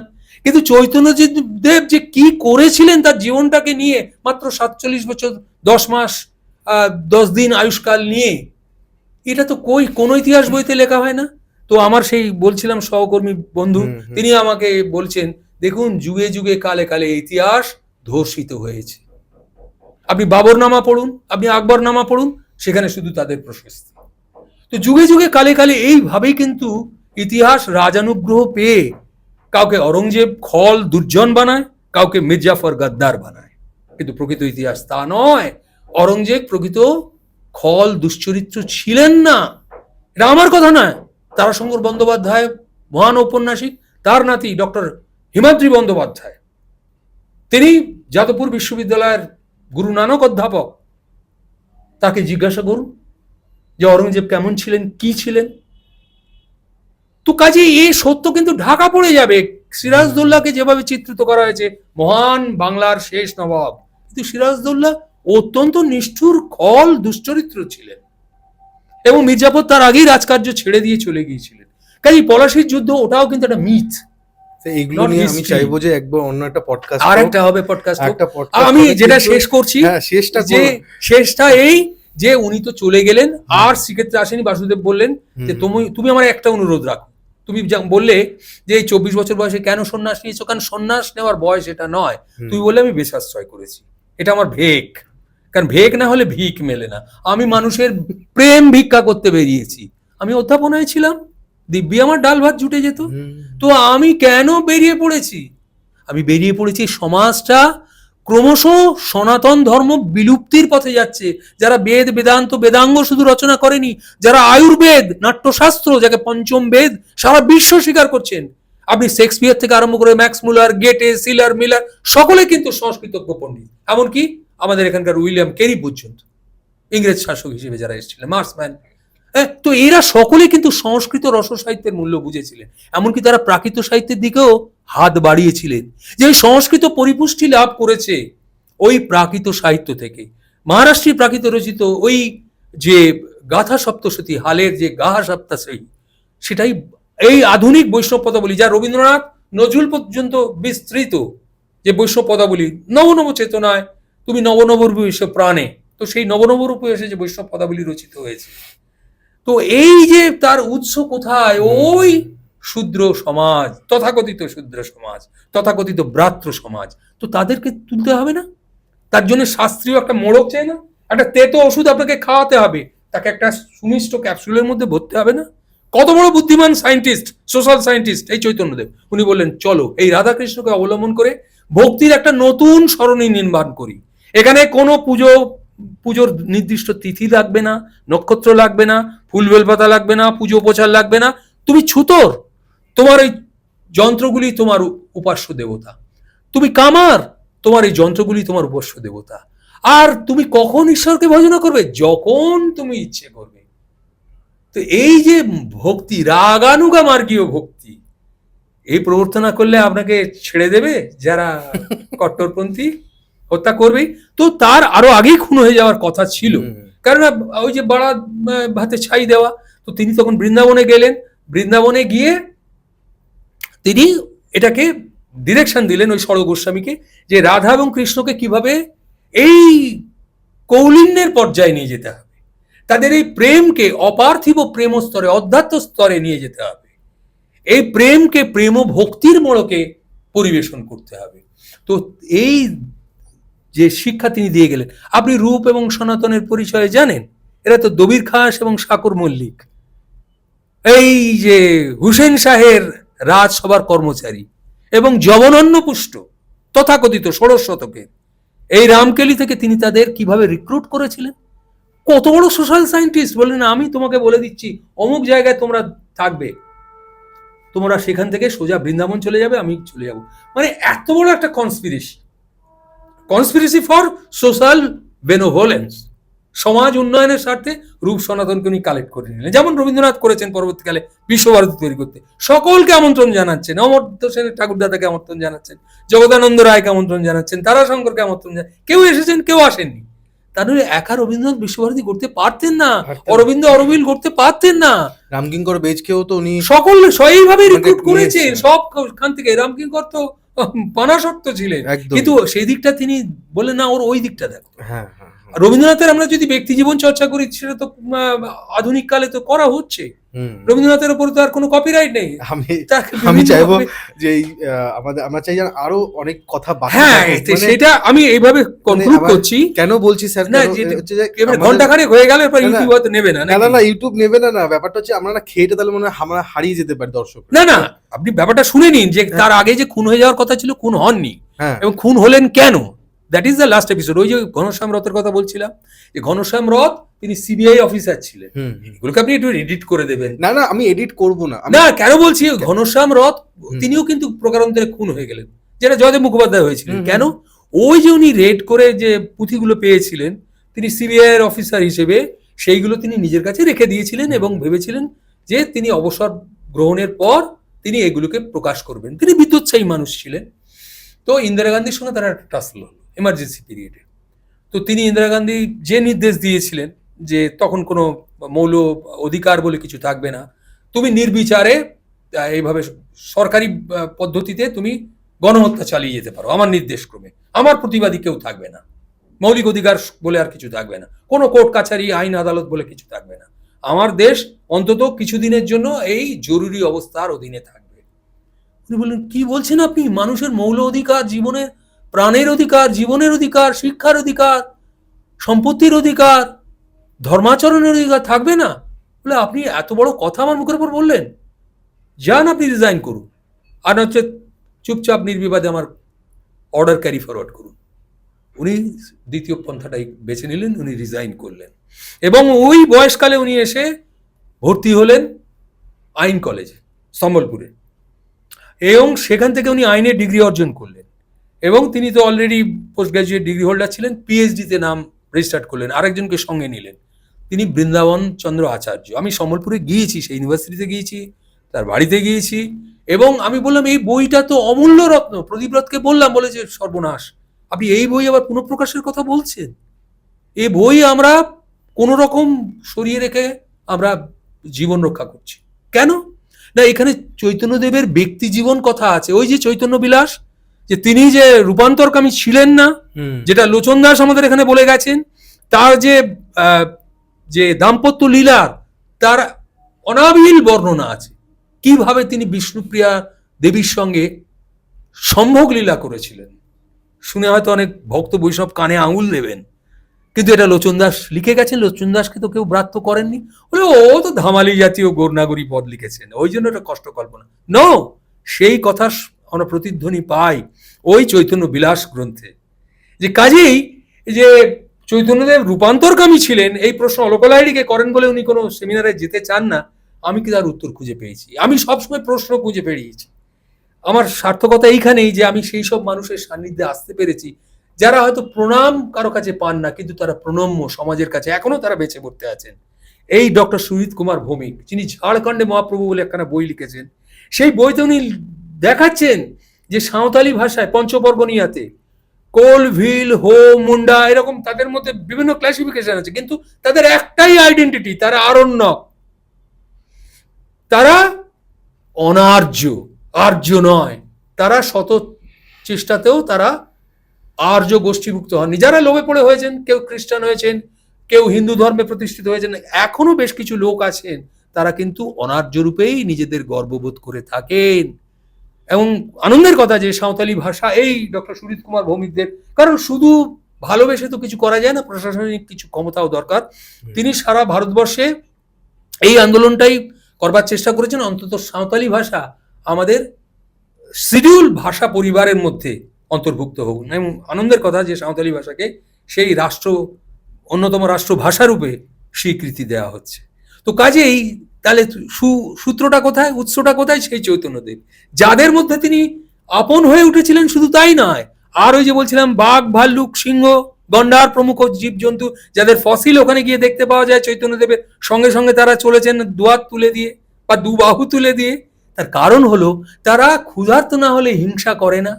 আর দ্বিতীয় নম্বর কথা, তারা কিন্তু মানুষের প্রেম ভালোবাসাটা বুঝতে পারে। আপনার সঙ্গে কথা হচ্ছিল যে বাঘেরও ভাষা আছে, ভাল্লুকেরও ভাষা আছে, হাতির ভাষা তো পড়ে ফেলা হয়েছে, গাছেরাও কথা কয়। গাছেদের ভাষা রিসার্চ হচ্ছে, ইউটিউব খুলুন দেখুন, গাছেদের মধ্যে যে সেই রসপ্রবাহ চলছে, তারা সেই রসপ্রবাহ বিকিরিত করছে। আম গাছকে বলছে, জাম গাছ কাঁঠাল গাছকে বলছে, ওরে ওই পতঙ্গ এসেছে, নিজেদের প্রোটেকটিভ গিয়ার গুলোকে বার কর। বিভিন্ন ভাবে এই সমাজ শত্রু তোদের অস্তিত্ব রক্ষার যে কারণ তাকে আটকা। মানুষ কবে কীটনাশক দেবে সে পরের কথা, আগে তোর অস্তিত্ব রক্ষা কর। গাছের এই ভাষা পড়া হচ্ছে। 32 হার্জ এই কম্পাঙ্কের শব্দ গাছেরা শুনতে পায়, এবং দেখা গেছে গাছেদের সামনে যে যদি করুণ সুরে বেহালা বাজানো যায় বা করুণ সুরে বাঁশি, ওই 32 হার্জ যে শব্দ তরঙ্গ যদি শব্দ প্রেরণ করা যায়, তাহলে তারাও সাড়া দেয়।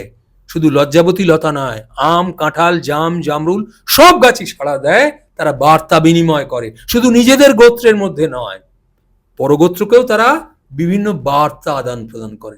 আজ থেকে হয়তো কয়েকশো বছর পরে সে ভাষা মানুষ পড়তে পারবে। যেদিন মঙ্গল গ্রহে মানুষ বসতি করবে, সেদিন নিশ্চয়ই তারা সেখানে বৃক্ষরোপণের জন্য গাছেদের বলবে, ওগো চলো নতুন দেশে যাই।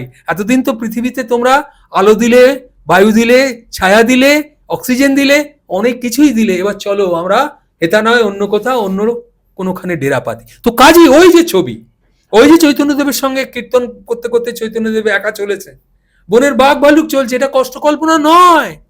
আপনি দেখবেন যে ক্ষুধার্ত না হলে আর আতঙ্কিত, সে আপনি তাকে মেরে ফেলবেন। সেটা সুন্দরবনের নরখাদক বাঘ। কেন? ওই সুন্দরবনের বাঘকে আপনি ভয় ধরিয়ে দিয়েছেন পুরুষানুক্রমে। কাঁকড়া ধরতে গিয়ে, মধু সংগ্রহ করতে গিয়ে আপনি অকারণে তাদের উত্ত্যক্ত করেছেন।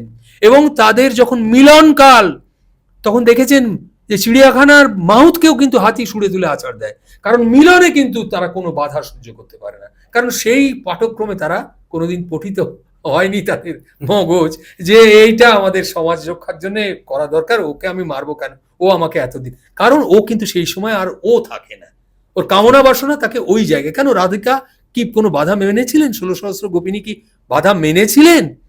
কিন্তু কৃষ্ণকে কেন চোর বলা হয়েছিল, পরিশেষে সেইটুকুই বলবো। সেই বাঞ্ছায় কিন্তু তিনি বিচল ছিলেন। কেননা এই যে কৃষ্ণ, তিনি এই বৃন্দাবন লীলায় 16 সহস্র গোপিনীদের ঘর থেকে বের করে আনলেন কিন্তু তাদের কিন্তু প্রতিষ্ঠা দিয়ে যাননি। তিনি কিন্তু দ্বারকাধীশ হয়ে সপ্তমহিষী, রুক্মিণী, সত্যভামা, কুব্জা প্রমুখ, কৌশল্যা, ভদ্রা, শৈবা প্রমুখদের নিয়ে তিনি সেখানকার রাজাধিরাজ হলেন আর কুরুক্ষেত্র যুদ্ধে নিরস্ত্র সৈনিক হিসেবে সৈনাপত্য করলেন। কিন্তু কি হলো এই অভাগিনী নারীদের, 1600 গোপিনীদের? কোন আদালতে তার বিচার হবে? এই অপরাধ তো অমার্জনীয়। কাজে একদিন গৌরাঙ্গ দশায় যে তিনি বলেছিলেন, কে ভজে কৃষ্ণে চোর কি তপসে, কোন কৃষ্ণ? যিনি এই রাধিকা সহ 1600 গোপিনী, যারা সব কিছু উজাড় করে দিয়ে কৃষ্ণ ভজনা, কৃষ্ণ বন্দনা করেছেন, কোনো কিছুর পরোয়া না করে, ওই তাদের তো তিনি কোনোভাবে সমাজে পুনর্বাসিত করে যাননি। যারা জাতি, কুল, মান সবকিছু হারিয়ে তোমার বংশীধ্বনি আর তোমার ওই নুপুরধ্বনির কাছে নিজেদের প্রেম অর্ঘ নিবেদন করেছে, নিজেদের অদেয় কিছু রাখেনি, শরীর, সতীত্ব, সমস্ত কিছু। কই তুমি তোমার স্বকীয়া রূপে তো তাদের প্রতিষ্ঠিত করনি। সেই কাজটুকু করলেন চৈতন্যদেব, এই অপূর্ণ কাজটি করলেন চৈতন্যদেব। বললেন না, আমি কৃষ্ণকে প্রতিষ্ঠিত করে যাব রাধাকার সঙ্গে সঙ্গে। আমি এককালে বলেছিলাম যে কৃষ্ণ কৃষ্ণ না কহো, এ গোপী গোপী কহো। আমি কিন্তু গোপী গোপীর সঙ্গে আমি কৃষ্ণ কথাও প্রতিষ্ঠিত করে যাব। পরকীয়া প্রেম রূপে এই প্রেমকে অপার্থিব ব্যঞ্জনায় উন্নীত করে যাব। আমি তোমাদের দায়িত্ব দিলাম। এইবার আমি পরিব্রাজক, আমি কিন্তু কোনো বন্ধনে বাঁধা থাকবো না, আমি এগিয়ে চলবো। পুনর্বার তিনি সেই তার পূর্বপুরুষের জন্মভূমির দিকে এগিয়ে লাগলেন এবং ক্রমে ক্রমে সেই যে পথ ধরে তিনি গিয়েছিলেন সেই পথ ধরে তিনি এসে পৌঁছলেন কেওনঝাড়ে, জাজপুরে এবং পরিশেষে তিনি নীলাচলে যাত্রা করলেন। অনেকেই বলেছিলেন খুব সাবধান, আপনি কিন্তু ওখানে বিপদে পড়তে পারেন। বলে বিপদ কি করবে, আমার প্রাণ নেবে তো? আমার যদি প্রাণ যায়, কৃষ্ণের সঙ্গে সঙ্গে চৈতন্য মৃত্যুঞ্জয়ী হবে। তো কাজেই তিনি এগিয়ে গেলেন। কখন? জয়ানন্দ লিখছেন কি, আষাঢ় বঞ্চিত রথ বিজয় নাচিতে, ইটাল বাজিল বাম পায়ে আচম্বিতে। পা থেকে নাকি সেপটিক হয়ে যায়, সম্ভবত তার হয়তো সুগার ছিল ইত্যাদি, তার ন্যাচারাল ডেথ। এটা একটা দিক, মাধব পট্টনায়ক বলছেন। কিন্তু আমরা বলছি, জয়দেব মুখোপাধ্যায় বলছেন বলেই আমরা বলছি, সে সাহসটা পাচ্ছি ওই কঙ্কাল আবিষ্কৃত হওয়ার পর, যে তাকে মেরে ফেলা হলো। তার কারণটা কি? যে তিনি ক্রমশ জগন্নাথের থেকেও বড় হয়ে উঠছিলেন। কাজে তিনি যেন জীবন্ত জগন্নাথ, সচল জগন্নাথ হয়ে উঠছিলেন। এটাই মূল কারণ, এইটাই হলো মূল কারণ। তাকে মেরে না ফেললে তার এই প্রসারকে আরো ছড়িয়ে দিত। তিনি তো তখন তো আর ইউটিউব ছিল না বা ইন্টারনেট ছিল না, যে যারা জেনেছে তাদের তো কতল করবই, একেও মেরে বলবো একটা আধ্যাত্মিকতা। রায় রামানন্দ সেই ষড়যন্ত্রের শরিক ছিলেন সম্ভবত, দেখুন আমার ইউটিউবে আমি বলেছি। কারণ রায় রামানন্দ অবস্থার দাস। আপনার মাথায় যদি আজকের দিনে কেউ বন্দুক ধরে, আপনি তখন কি হলো গালওয়ান, কি হলো ইয়েতে পায়েলগাঁওতে, যে আপনি কলমা জানেন না, অতএব প্রাণ দিন। এই প্রাণ দেওয়ার বার্তা পৌঁছবে মোদির কাছে, মোদি আমাদের কাশ্মীর আজাদ করে দেবেন। এটাই তো মূল বার্তা ছিল। তা তার জন্য কিছু নিরস্ত্র মানুষকে মরতে হবে, কিন্তু পঞ্চনিষদে তো মরেছিল।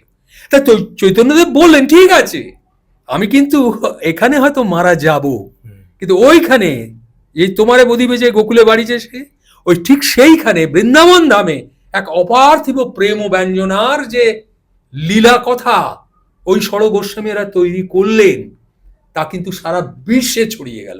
এবার আপনি কি করে সেটাকে অপহরণ করবেন বা হত্যা করবেন? সেটা লন্ডনে চলে গেল, আমেরিকায় চলে গেল, জার্মানিতে চলে গেল। সেই পণ্ডিতের কাছ থেকে তো আপনি আহরণ করতে পারবেন, সেটা হবেই, যেটা এখানে লেখা আছে, হ্যাঁ সেটা হবে। কিন্তু চৈতন্য সেই কারণেই তো বলছি যে তাকে হত্যা করে তাকে মৃত্যুঞ্জয়ী করে দেওয়া হলো। এবং শুনরে মানুষ ভাই, সবার উপরে মানুষ সত্য, তাহার উপরে নাই। সেই 16 শতকে চণ্ডীদাস উচ্চারিত যে বাণী নিয়ে তিনি সারা ভারতবর্ষ পরিক্রমা করেছিলেন, সেই বাণী ডক্টর বি.আর. আম্বেদকর আজকে এই স্বাধীন ভারতবর্ষের তার সেই সংবিধানের মধ্যে প্রতিষ্ঠিত করে গেলেন। তবু খেদ আছে শিডিউল কাস্ট বা শিডিউল ট্রাইব এভাবে চিহ্নিত করা হবে কেন? মানুষ আমাদের একটাই আইডেন্টিটি, আমাদের যোগ্যতাই আমাদের আইডেন্টিটি। আমি পড়ালেখা শিখেছি, আমি পটুয়া, আমি কামার, আমি কুমোর, আমি সেই ব্যাপারে পিএইচডি হোল্ডার। এই স্বীকৃতি দাও। খুব দুঃখের কথা, এক সময় কিন্তু ভোকেশনাল যে কোর্স সেটা কিন্তু অনেক দেরিতে বিলম্বে বুদ্ধি হয়েছিল। এক সময় জ্যোতিবাবু কম্পিউটার আটকে ছিলেন, কিন্তু বুদ্ধবাবু এসে চেয়েছিলেন যে না, যে কৃষি আমাদের ভিত্তি, শিল্প আমাদের ভবিষ্যৎ। সে শিল্প কোথায় তৈরি হবে? ওই বিশ্ববিদ্যালয়, পাড়ায় পাড়ায় একটা করে বিশ্ববিদ্যালয়, খাঁচা খুলে বিশ্ববিদ্যালয় চালু হবে, আবার খাঁচা বন্ধ করে বিশ্ববিদ্যালয় বন্ধ হয়ে যাবে? না, বিশ্ববিদ্যালয় হবে কোথায়? পটুয়া পাড়ায়। বিশ্ববিদ্যালয় হবে কোথায়? কামারশালে। সেইখানে আমি ভোকেশনাল ট্রেনিং সেন্টার করব। আর কি? প্রচুর আম, আনারস, আতা, লিচু, পেয়ারা যখন ফলে তখন জলের দরে বিক্রয়, টমেটো, তো সেইগুলোর জন্য আমি ফুড পার্ক করব। এই স্বপ্ন সন্ধানী, স্বপ্ন বিলাসী, তাকেও কিন্তু বামপন্থীরাও গ্রহণ করতে পারেননি এবং পরবর্তী প্রজন্মও কিন্তু গ্রহণ করেননি। তা সে যাই হোক, সে ভিন্ন কথা, কিন্তু আমরা চৈতন্য কথা বলছি, যে চৈতন্যদেবের এই কথা যদি প্রচারিত হয়, শুনোরে মানুষ ভাই, সবার উপরে মানুষ সত্য, তাহার উপরে নাই। তোমার কি জাত কি পাত, আজকেও আপনি দেখুন কোনো হিন্দুর সঙ্গে কোনো মুসলিমের কার্ড ছাপিয়ে বিয়ে হয়, সামাজিকভাবে বিয়ে হয়, স্পেশাল ম্যারেজ অ্যাক্টে বিয়ে হয়, কেন সামাজিকভাবে হবে না? তো এই সংস্কারগুলো দূরীভূত হোক, কারণ আজকে রক্তে কোনো ভেদাভেদ নেই। আমি অসুস্থ হলে আমার ব্লাড গ্রুপ যদি খ্রিস্টান কোনো দাতার কাছ থেকে পাওয়া যায়, আমার কর্নিয়া যদি আমার অন্ধত্ব নিবারণের কারণ হয়, সেটা যদি মুসলিমদের কারো কাছ থেকে আসে বা জৈন বারসিক কারো কাছ থেকে আসে, কিসের আমার ব্রাহ্মণত্বের বড়াই? তো কাজেই যেদিন এক পৃথিবী, এক গ্রাম তৈরি হবে, সেই দিনই প্রকৃত চৈতন্য সমাজবুককে স্থাপিত হবে। থ্যাংক ইউ, নমস্কার। Thank you so much. মানে বিশ্বাস করুন, আজকে আমাদের দর্শকরা অনেকক্ষণ ধরে আজকে এই পডকাস্টটা হয়েছে। আমি পুরো পডকাস্টটাই দেবো, কিন্তু আমি বাকরুদ্ধ আছি এবং আমার এই পডকাস্টটা নিয়ে খুবই, আজকে রবিবার 3টের সময় আজকে আমরা এটা রিলিজ আপনার হয়েছে এবং আপনারা দেখছেন। আজকে আমি আর দীর্ঘায়িত করবো না স্যার। আর আমি আপনাদের হোস্ট কৌশিক সেন। আজকে আমাদের গেস্ট আবারও না, প্রথমবার, সরি স্যার। ওকে গেস্ট বলবেন না, আমি তোমাদেরই লোক, মোর না, নাম খ্যাত একদম, হোক এই একদম, বলে একদম। আমি তোমাদেরই লোক। একদম, এতক্ষণ কথা হলো নিজের করে, আর এখন আমি গেস্ট বলছি। কিছুতেই না, আমি স্যার আমার বিপদের দিনে যেন আমি আপনার জন্য আসতে পারি, আপনার বিপদের দিনে আমি যেন আসতে নিশ্চয়ই পারি। আমি আর কিছু না, পাশে দাঁড়ানো। একদমই অর্থ সাহায্য যদি নাও বা হয়, শরীর কিন্তু দিয়ে অন্তরের করবো। সাহায্য, শরীর দিয়ে, অন্তর ঠিক দিয়ে, যেটা আমি রামপুরহাটে গিয়ে পেয়েছিলাম, যেখানে ছাত্ররা আমাকে বিনা প্রশ্নে আমার সঙ্গে হসপিটালে রাত জেগেছে। হিন্দু না মুসলিম ওই জিজ্ঞাসে কোনজন, কান্ডারি বল ডুবিছে মানুষ, সন্তান মোর মার। Thank you sir, thank you. নমস্কার। আজকে আমাদের যে স্যার আছেন তিনি হচ্ছেন Amarnath Bandyopadhyay. Sorry sir, sorry, doctor Amarnath doctor যে ওটা না না একটা না, তকমা মাত্র। এটা আমার আমি কোথাও লিখি না ডক্টর। না, লেখেন না। আমি মনে হয় যে আপনার যা হেভি লেগেছে। Thank you. আর ক্যামেরার পেছনে কিংশুকো হাসছে। নমস্কার, নমস্কার, নমস্কার, নমস্কার, শত কোটি প্রণাম। সকলের মধ্যে সেই চৈতন্য জাগ্রত, এইটাই আমার প্রাপ্ত। আমি যদি জীবনের শেষ বেলায় এসে যেন সেইটুকু দেখে যাই, সাদাকে তারা যেন সাদা দেখে, কালোকে কালো দেখে, অন্ধকারকে অন্ধকার বলে, আলোকে আলো বলে, যেন তারা রবীন্দ্রনাথের সুরে সুর মিলিয়ে বলতে পারে, অন্ধকারের উৎস হতে উচ্চারিত আলো, সেই তো তোমার আলো। নমস্কার।